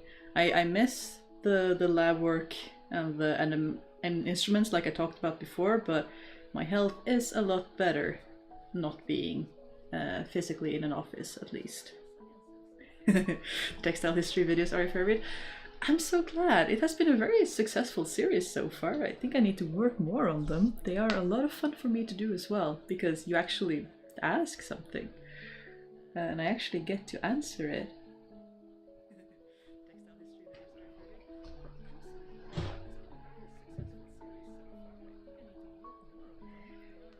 Discords and stuff happening and all the good things.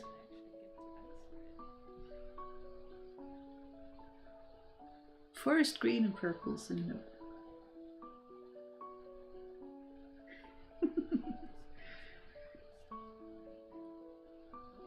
Thank you for being supportive of your students. I hope more people do that.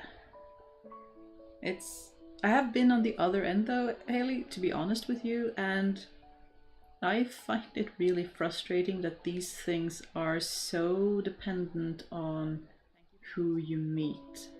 Still, especially, I don't know if, I assume this is the case in most places, but so much accommodation in Norway is hugely dependent on who is hired in what position and what sort of knowledge that they have will hugely impact how much they will accommodate and help someone, and that doesn't seem like an ideal system to me.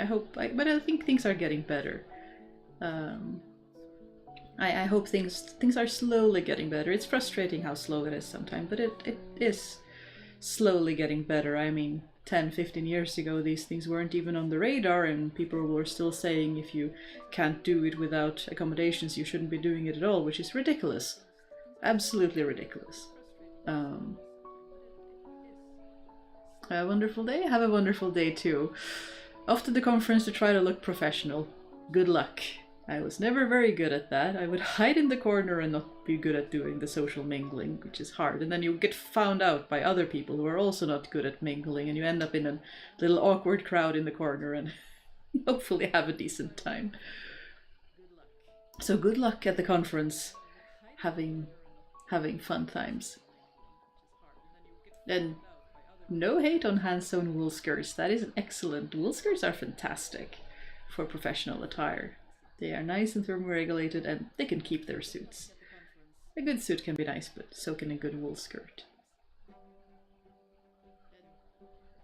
Karen says you've been burned out from unrecognized neurodivergence, and while work did a fair bit in terms of accommodation, they likely couldn't let me work whenever I had the energy. Yeah, it's still big work in progress, isn't it? It's a problem we had as well with the when I was in the university, that a lot of the higher ups are of a different generation, and they are just used to working in the office and they enjoy working in the office, and they forget that not everyone has a brain that works like theirs, and they expect other people to also want to return to the office and maybe not be able to concentrate at home, but that is not true for everyone. And yeah, it can be challenging, and neurodivergent burnout, like autistic burnout and stuff, is hard. It can, I mean, you probably know that, you know, it can permanently reduce your cognitive abilities, and it gets really frustrating when you could be so able to do things if you were just given a chance. But yeah, corporate and industries are not very fond of that, sadly, which again is sad because there are so many untapped resources. Even if you look at it from a purely cynical and economical perspective, it still makes sense because, again, there are so many people who would be able to do a little bit of economic contribution if they were just allowed to, but now we don't use those resources at all, which is strange to me. Like, why wouldn't you do that? It reminds me of the meme or the story of the female historian or archaeologist, or can't remember what she was. She was a teacher, like a professor, and they asked her what the first sign of civilization was that she knew, and expecting, you know, a piece of arrow or a nail or, you know, a tool of some kind, a rock turned into an axe, but she said a healed femur, because a healed femur takes at least a month to grow, which means that that's at least a month or 6 weeks of a person being taken care of by other people, a person not able to help in hunting or gathering resources because they need to be completely still, and just 6 weeks of being given resources because they are valued just for being a part of the tribe and not for what they can bring back to the tribe. And I think that speaks volumes in terms of valuing someone's humanity regardless of what they can or can't do for you. Because at the end of the day, we're all human. But I guess that's the idealist in me showing through, and capitalism doesn't want to work in that way. When it says you two would often end up with the introvert corner at large gatherings, is there any other corner that I mean, if there is a furry friend, I will find it. Of course, at large gatherings and conferences there generally isn't, but sometimes you just need to find yourself a little corner and have a bit of a break. Although we had the funniest experience, Lily says autistic burnout can permanently affect you. That's probably not good for me. Yes, it can. We are seeing signs that all burnout can permanently affect your cognitive skills, like how much energy you have, how much and how fast you're able to work, how fast, like how much you are at risk for a new burnout, like your resistance, your threshold gets a little lower, so it takes less for you to reach burnout again if you properly go into that, you know, brain fog, just everything doesn't work, like your thoughts just aren't there. It's just, at least when I did, like there was just a wall that I just, my brain was not working. When I got put on sick leave, I would just sit in the couch and just stare at the wall. It took weeks before I started to have energy to do things again. Very, very slow, very frustrating when you are hired to do brain work, to think and do research, and your thinky parts, no work. Highly, highly frustrating. Do not recommend.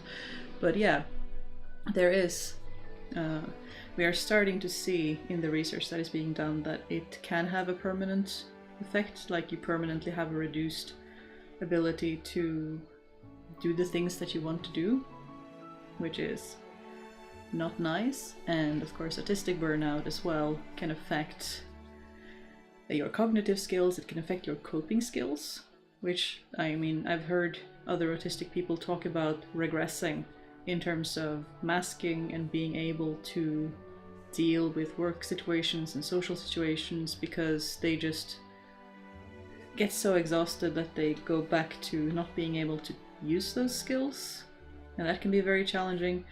I know that, I'm not sure if this is tied to my burnout or not, but I do feel like sort of the more I accommodate myself, the more I also stay home, the more I want to stay home, like the more I have my safety and peace and quiet, and don't have to mask and go to social situations, the less I want to go to social situations where I need to mask as well. So it's somehow, like, in some ways, a bit of an evil circle, and in some ways, maybe this is just me.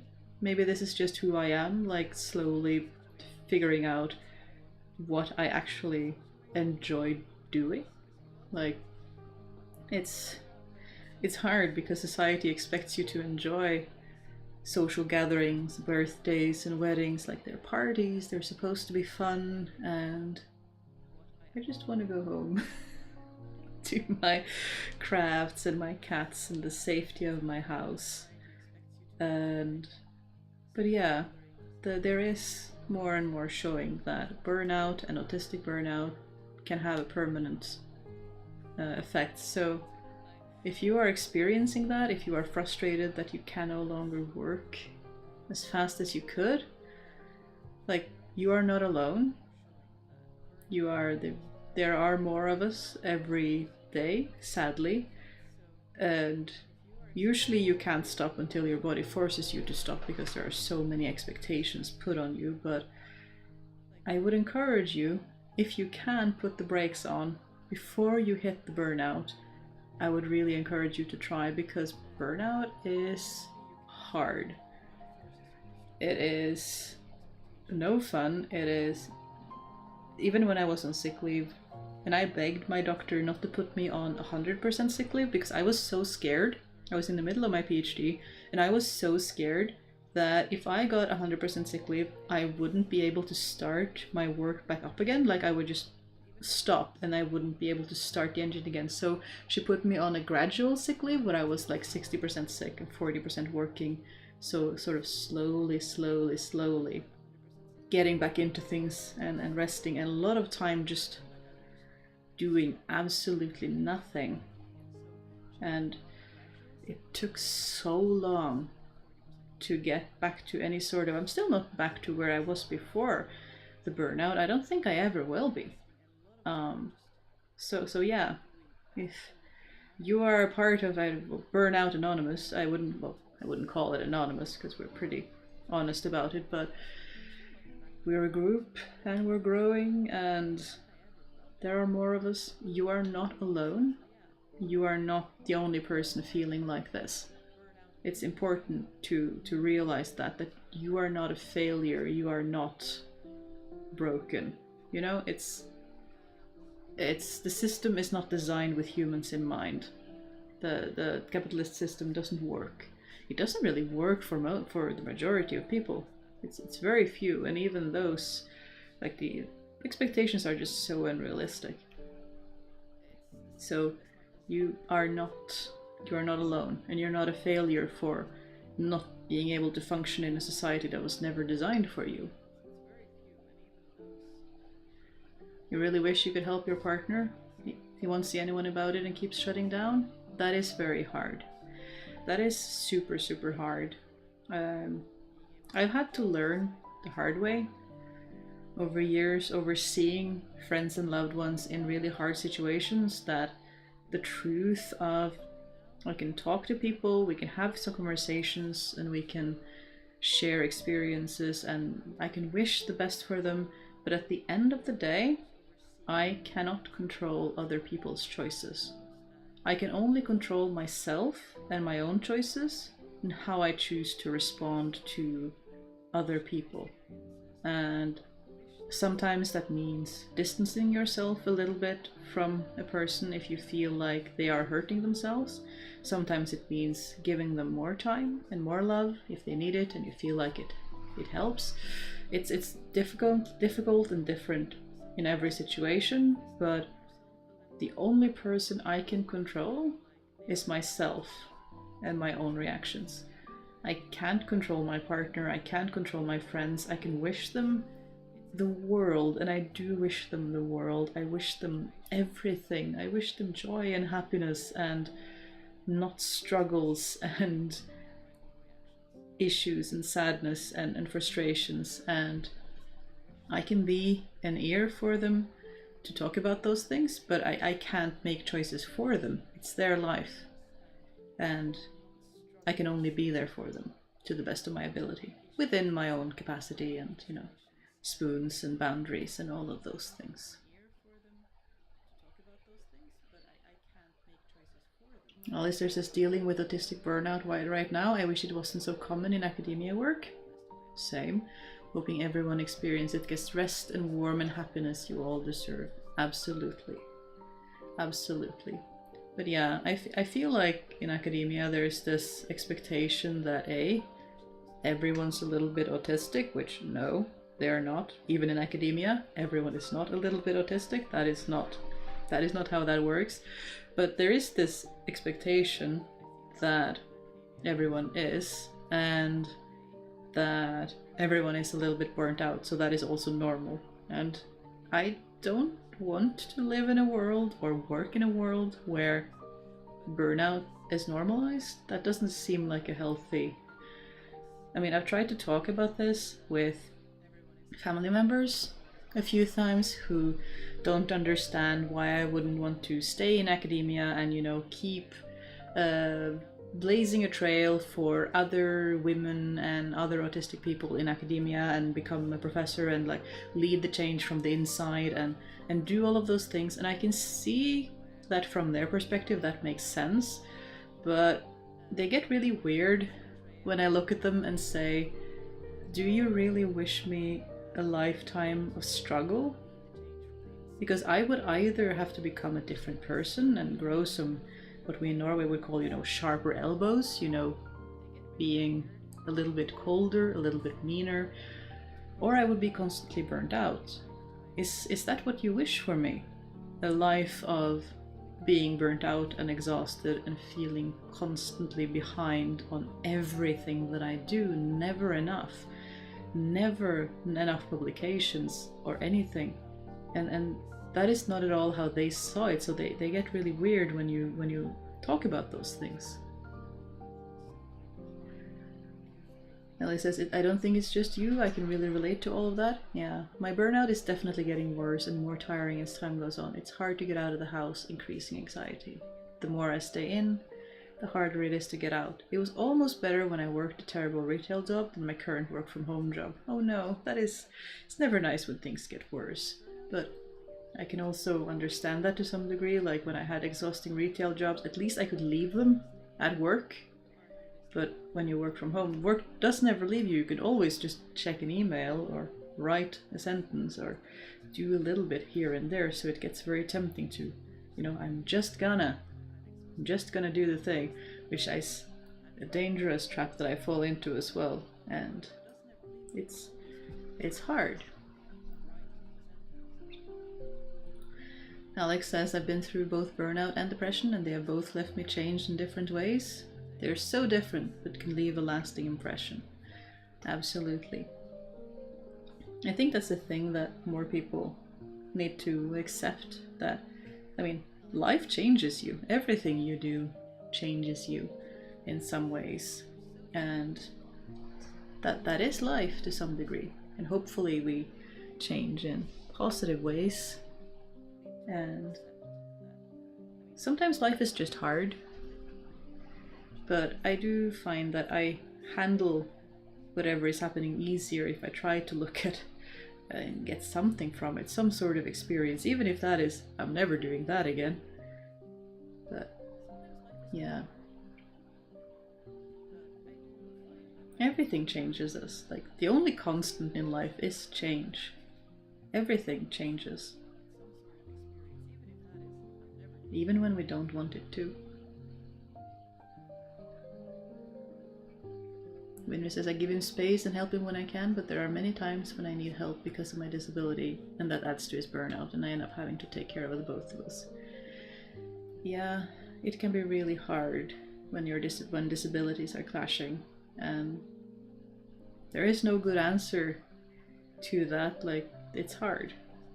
I hope you figure things out, but it's hard. It's hard to figure out how to do things and how to live and coexist and try to work on build each other's strengths and things like that. That is something we struggle with in our household as well. Like, if at least one of us is having a good period, we can support the other. And if we're both having a good period, life is excellent. But if we are both having bad periods where we are struggling, things get really hard. And we need to prioritize, the very bare minimum. What is the bare minimum that needs to get done around the house for things to function? Like putting on a laundry, putting on a dishwasher, just doing the small things. And yeah, the floor is gonna get dusty, and still that's all right. At least we have dishes to eat out of. And it's embarrassing sometimes how hard it can get just to do those daily tasks. But yeah.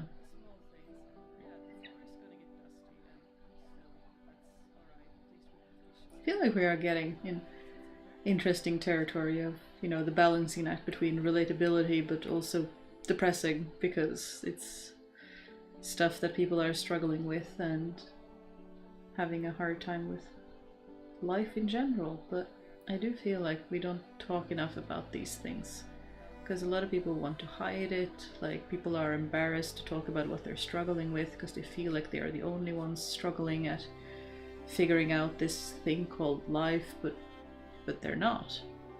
They think they are alone because we've been taught that we shouldn't bother people with our problems, but sometimes that can be what people need, is to hear that they are not alone, and it's okay to struggle. And then you try to pick up the pieces a little bit again, and you try again, and you just keep trying until there's no more time left to try things.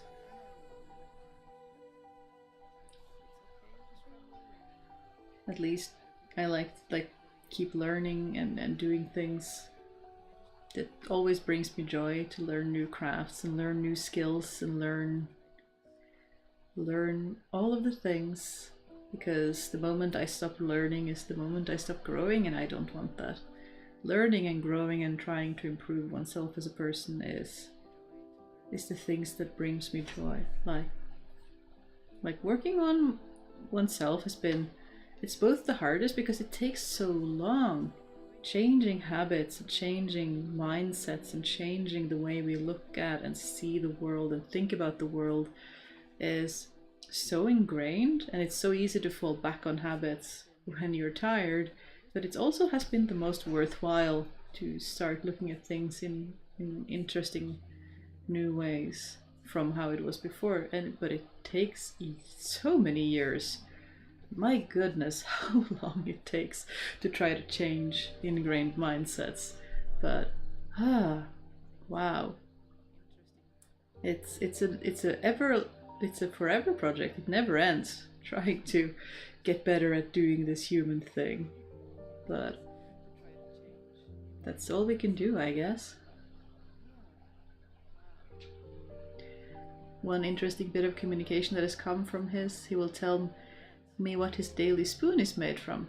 Sometimes it's plastic, other time it's a form of metal. That is a nice way. I mean, we haven't talked about spoons in terms of what material they're made from. We usually just be like, I don't have enough spoons for this, or I don't have a lot of spoons to do this, or I need help doing this.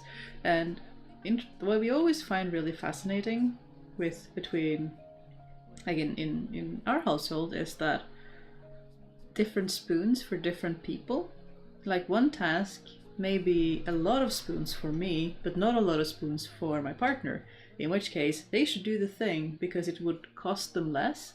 And conversely, some tasks are pretty easy for me to do, but really hard for my partner to do, and so it makes sense that I would do it, because sort of the sum spoons is that we end up with the most positive. So the best example that I like to give is cooking. Cooking is very difficult for my spouse. They don't like cooking, they don't enjoy it, they spend a lot of time doing it, they need to recheck the instructions and the cooking recipe a lot, and they spend easily, and I'm not kidding, 4 times as long as I do on cooking regular meals.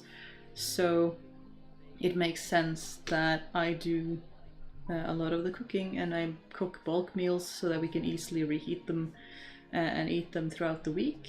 And since it, like, if it takes me half an hour and it takes them for 2 hours, then for the household at large, it seems the best that I do the cooking of things. And that's just sort of how we think about these things occasionally, is, you know, for whom is this most expensive, and is it easier to do it together, or is it easier to just let one person do it and then the other person will do something else? Karen says talking about it is super healthy. Thank you for doing that. Well, I'm glad you find it healthy, because that is the idea, to give you, you know, to normalize it, to show you that this is not a failure on anyone's part. This is just life. This is just trying to be human and trying to do things. Hello. Do you want to join and say hi to the other viewers? No, you're just gonna leave again? No kitty for the camera. Oh well. Hoping to teach him to knit? That sounds nice. Having a craft is always nice. Having, like, being able to make something physically is so rewarding. Like, you make a thing and it is a physical thing. I mean, when you write a thing on the computer, that is a thing too, but you can't touch it and feel it and see your work grow throughout the day. But when you make something physical, the proof that you did the work is there. It's just, and when you give it to someone, you give your time and your energy and your love. And I mean, I only give usually handmade gifts to people who also craft, because they understand the time and the energy and the love that goes into making it. Whereas people who would rather just go to the shop and buy it, they don't understand how many hours it takes to make something from scratch. And I find that they don't appreciate it in the same way. But luckily I have a lot of crafty friends, because of course I do. So it's not usually a problem. They always, they know very well how much work it is and how many hours it takes to knit a thing or crochet a thing or needle bind a thing. And it's a lot of fun to share. Like, they will make me something and I will make them something, and I just feel so loved wearing things that they made and seeing things that they made around the house, and just more and more filling my life with handmade things little by little. It's just, oh, it brings me so much joy to have all those handmade things around me. Hello, goodbye to the elusive cat. Yeah, Embla was just checking out the workroom and seeing if I had anything interesting, and while I could give her snacks to make her show up, that'll make her very excited and she will just run away again as well. So it wouldn't be a very long-lasting thing.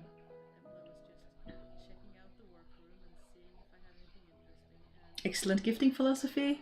I think so. I mean, it's fun to make things, but for myself too, and I do that when I need to, but I find that I make things nicer and I work harder when I make it for someone else, and so do they. So exchanging gifts just makes a lot of sense, and everyone gets happy.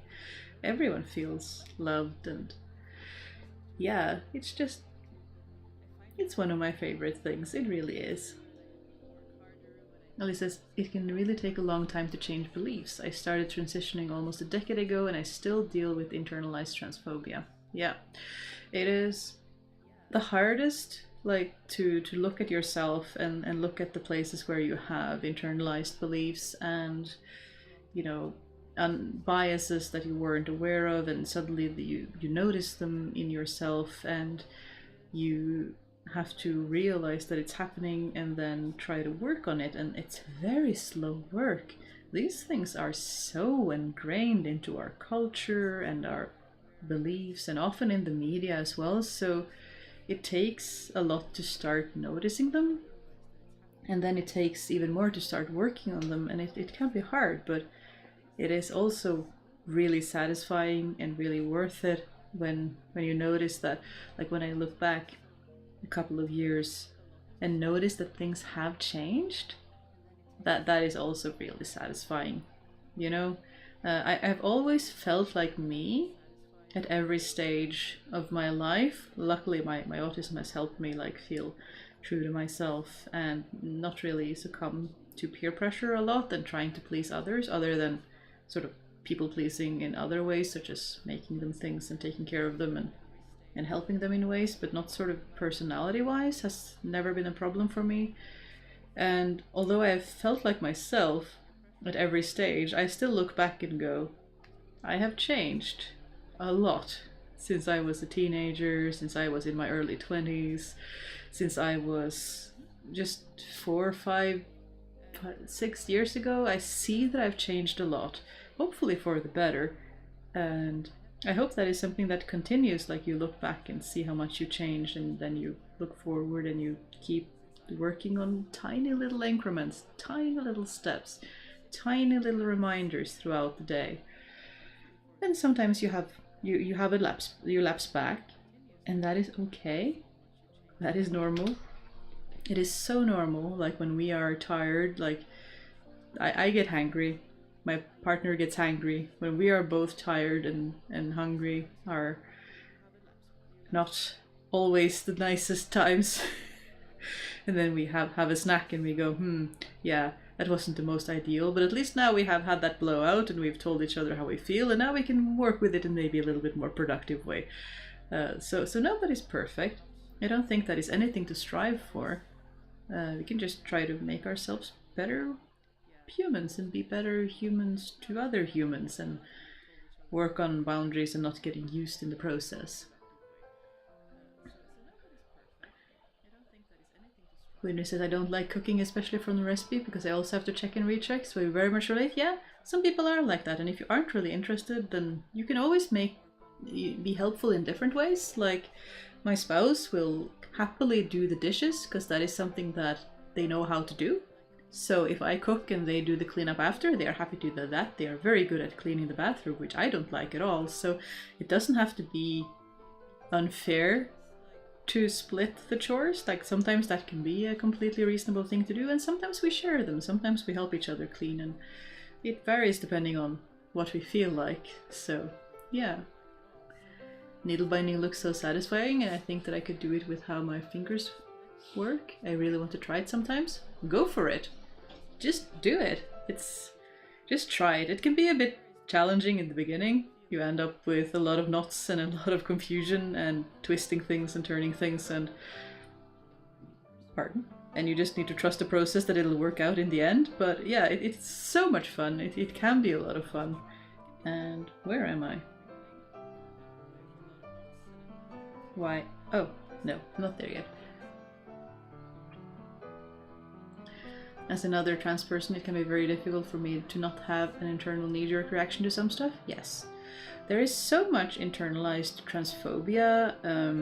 My only personal relationship to a trans person is a trans man, and there's so much internalized, pressure on yourself, like internalized toxic masculinity, that because you start out, you feel like you need to do all of these things in order to be a man, whatever that means, and that can be hard. And then slowly over time you realize that no, I can just be myself and do one thing at a time, and it's allowed to be soft, it's allowed to have feelings, it's allowed to cry and let other people help you, and which is true for everyone. Everyone can be allowed to accept help. Of course, it feels better to help someone else than to be the one who needs help. That can be really hard, to be the one to accept the help, but it's allowed. I give you permission to be helped by others and to be loved in that way of being taken care of. But Elspeth said, I love that about gifting. Your mom passed away last year and we weren't on the best term, but I have a quilt she made for me, and it reminds me of a time when we had a lot of love for each other. That is beautiful. That is very nice. There is so much love in physical items when we make for someone else.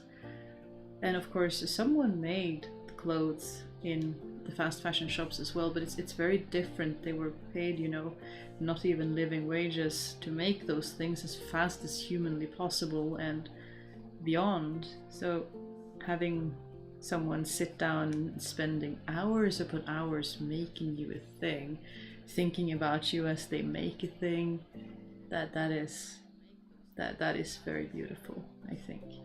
And I want a life where when I'm old I have, you know, almost nothing made industrially. I just, everything around me that is, or almost everything is just made by love and by other people, and I hope to have made many gifts for them in return, making things for them and thinking about them as I make them, and having that kind of exchange of love in a very real, tangible, physical sense. Kirauna says, I'd love to try needle binding at some point to go with my hand spinning. Do it. It works very well, very complementary to hand spinning. You can spin nice thick yarn to give you a good start with the needle binding and just go for it. It's the best. It's a very portable craft because you only have the needle and a stitch, much like crochet, and it's, since you make knots, it doesn't really unravel. I find them very nice and portable, and they're often like, you can make big things. I have made a vest at some point, but a lot of the times it's small things like wrist warmers and socks and hats and small, nice portable things that you can bring when guesting other humans or doing things or watching things. And yeah, it's a very enjoyable thing. I need to pick up my needle again and make something. I think it's been, well, in the old joke, I haven't done anything since last year, even if last year doesn't feel that long ago, and yet the first quarter is already done. How is the first quarter of the year already done? How is that possible? That should not be possible. That doesn't feel possible.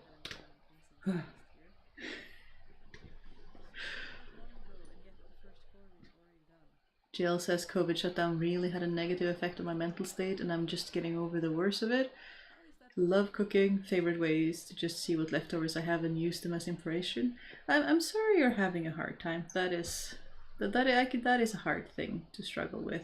I also really enjoy though seeing what I have as leftovers, or you know, scrungly old carrots that need to be thrown into a soup before it grows legs and runs out of the fridge on its own. And that's one of the reasons that a lot of the time I don't cook strictly based on recipes. Like, I would rather learn techniques and learn general ideas. Like I like soup. Soup is very nice in the winter season to not just to warm you and fill you with good brothy goodness, but also because you can use it to just throw in everything in the kitchen sink that was starting to get sad in the pantry, and suddenly you have food. Fantastic. My partner gifted me a multi-cooker this last winter solstice, and I had been looking at them. I have been looking at them for years, sort of wondering if they would be useful for reducing the time it takes to cook in the everyday, so that I can work on the channel and with the community and everything. And I had never made up my mind, you know, between a pressure cooker and a multi-cooker and a slow cooker. They aren't really a big thing in Norway. They are starting to become a thing, but they haven't been a thing. So there's no real... I haven't seen them in use, but I've tried to use them, and they're excellent for making soups, for making broth when with old bones, for cooking beans. I have especially liked them because I've struggled with either getting beans that take forever to cook or that just get cracked and mushy and sad. But the multi-cooker does them much better than I do, so excellent. And I just push a button and I leave it. I love it for those kinds of things.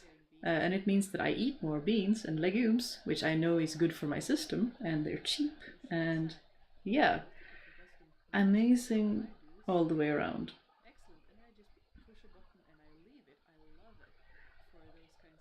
Ellie says, I want to get into knoll binding too. Everyone wants to get into knoll binding. It's a lot of fun. I recommend it. It's a really cool craft, and people get enthusiastic. If they are into crocheting and knitting, they get really, like I have met a lot of people who get really enthusiastic trying to guess what it is and wanting to feel it and touch the texture and look at it, and yeah, it's a lot of fun. It's been a conversation starter for craft enthusiasts for sure, and it's a lot of fun to continue crafts that a lot of people do. Like there are so many crafts that are at the risk of dying out, and we can keep them alive. How cool is that?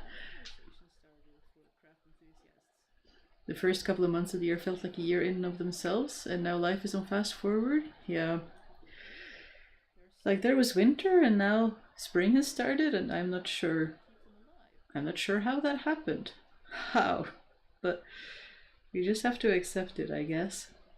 We love slow cooker stew. Don't get to make it very often, but it's always worth it. Yeah, it's a very nice. I use mason jar types thing when I just put all the soup in jars while it's piping hot, and it isn't proper canning because I haven't sterilized the jars, but they last a long time in the fridge while I eat my way through them throughout the week until I make a new batch, and it's been very nice. I expect though that I shall stop making so much soup and stews as summer comes when it's too warm for such things, but I have been really enjoying trying to learn how to use it, and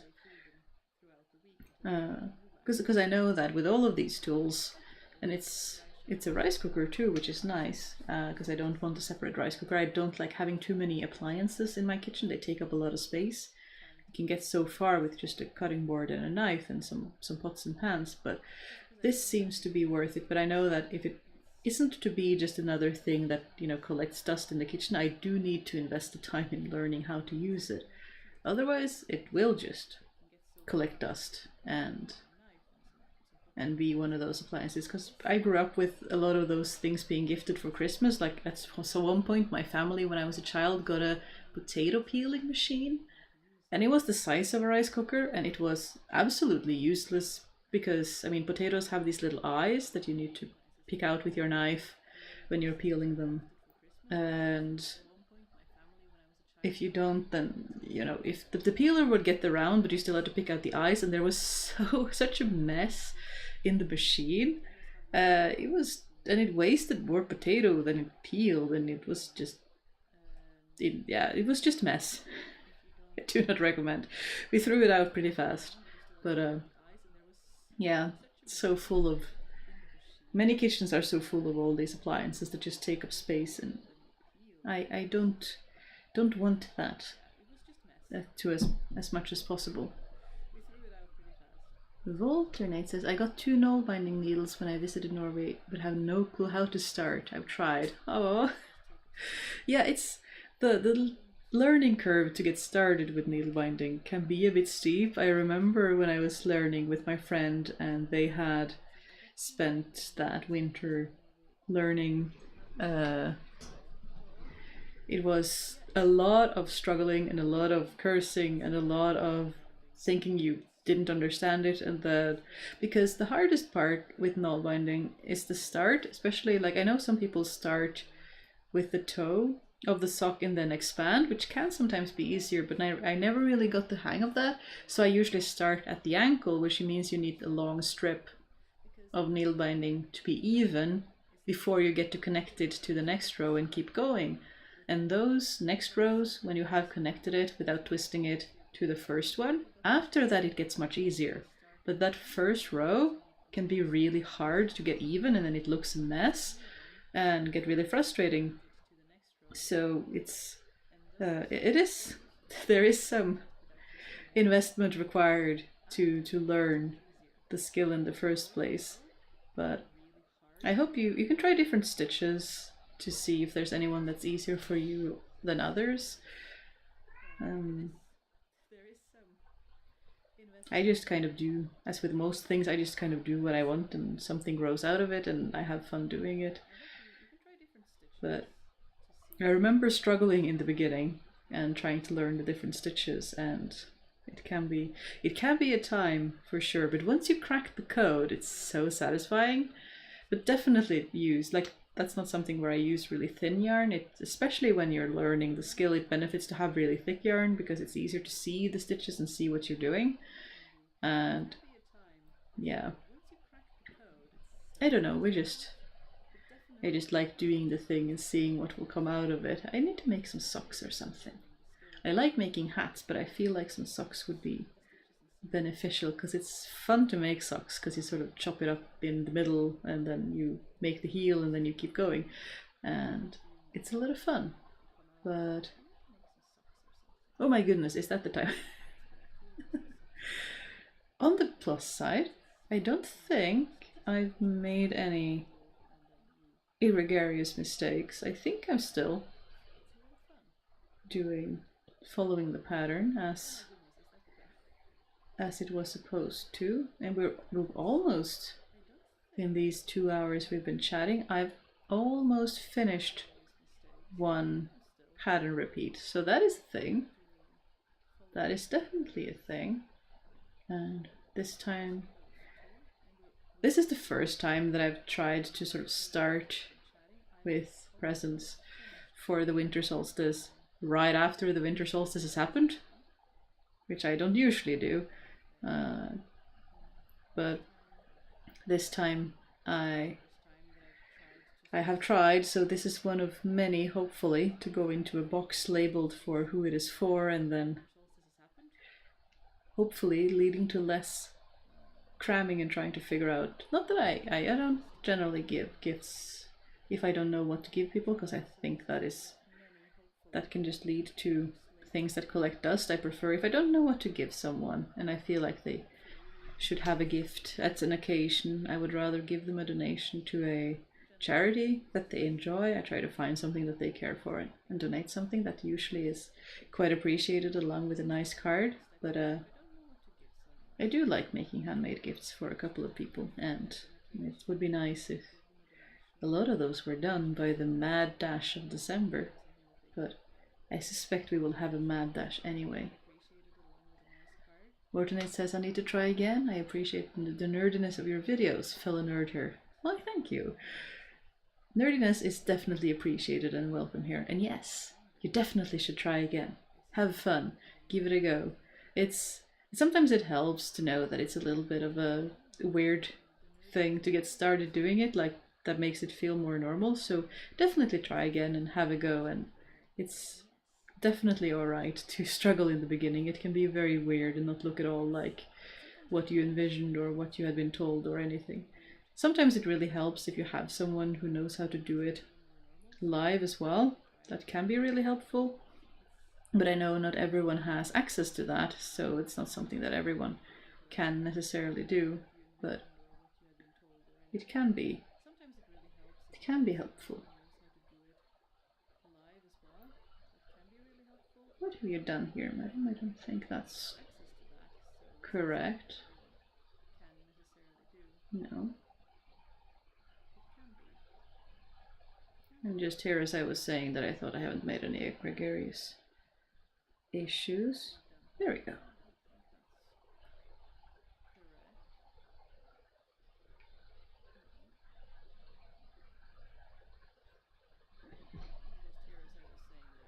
Did we lose the music? Or is it just quiet? It is just quiet. Alright.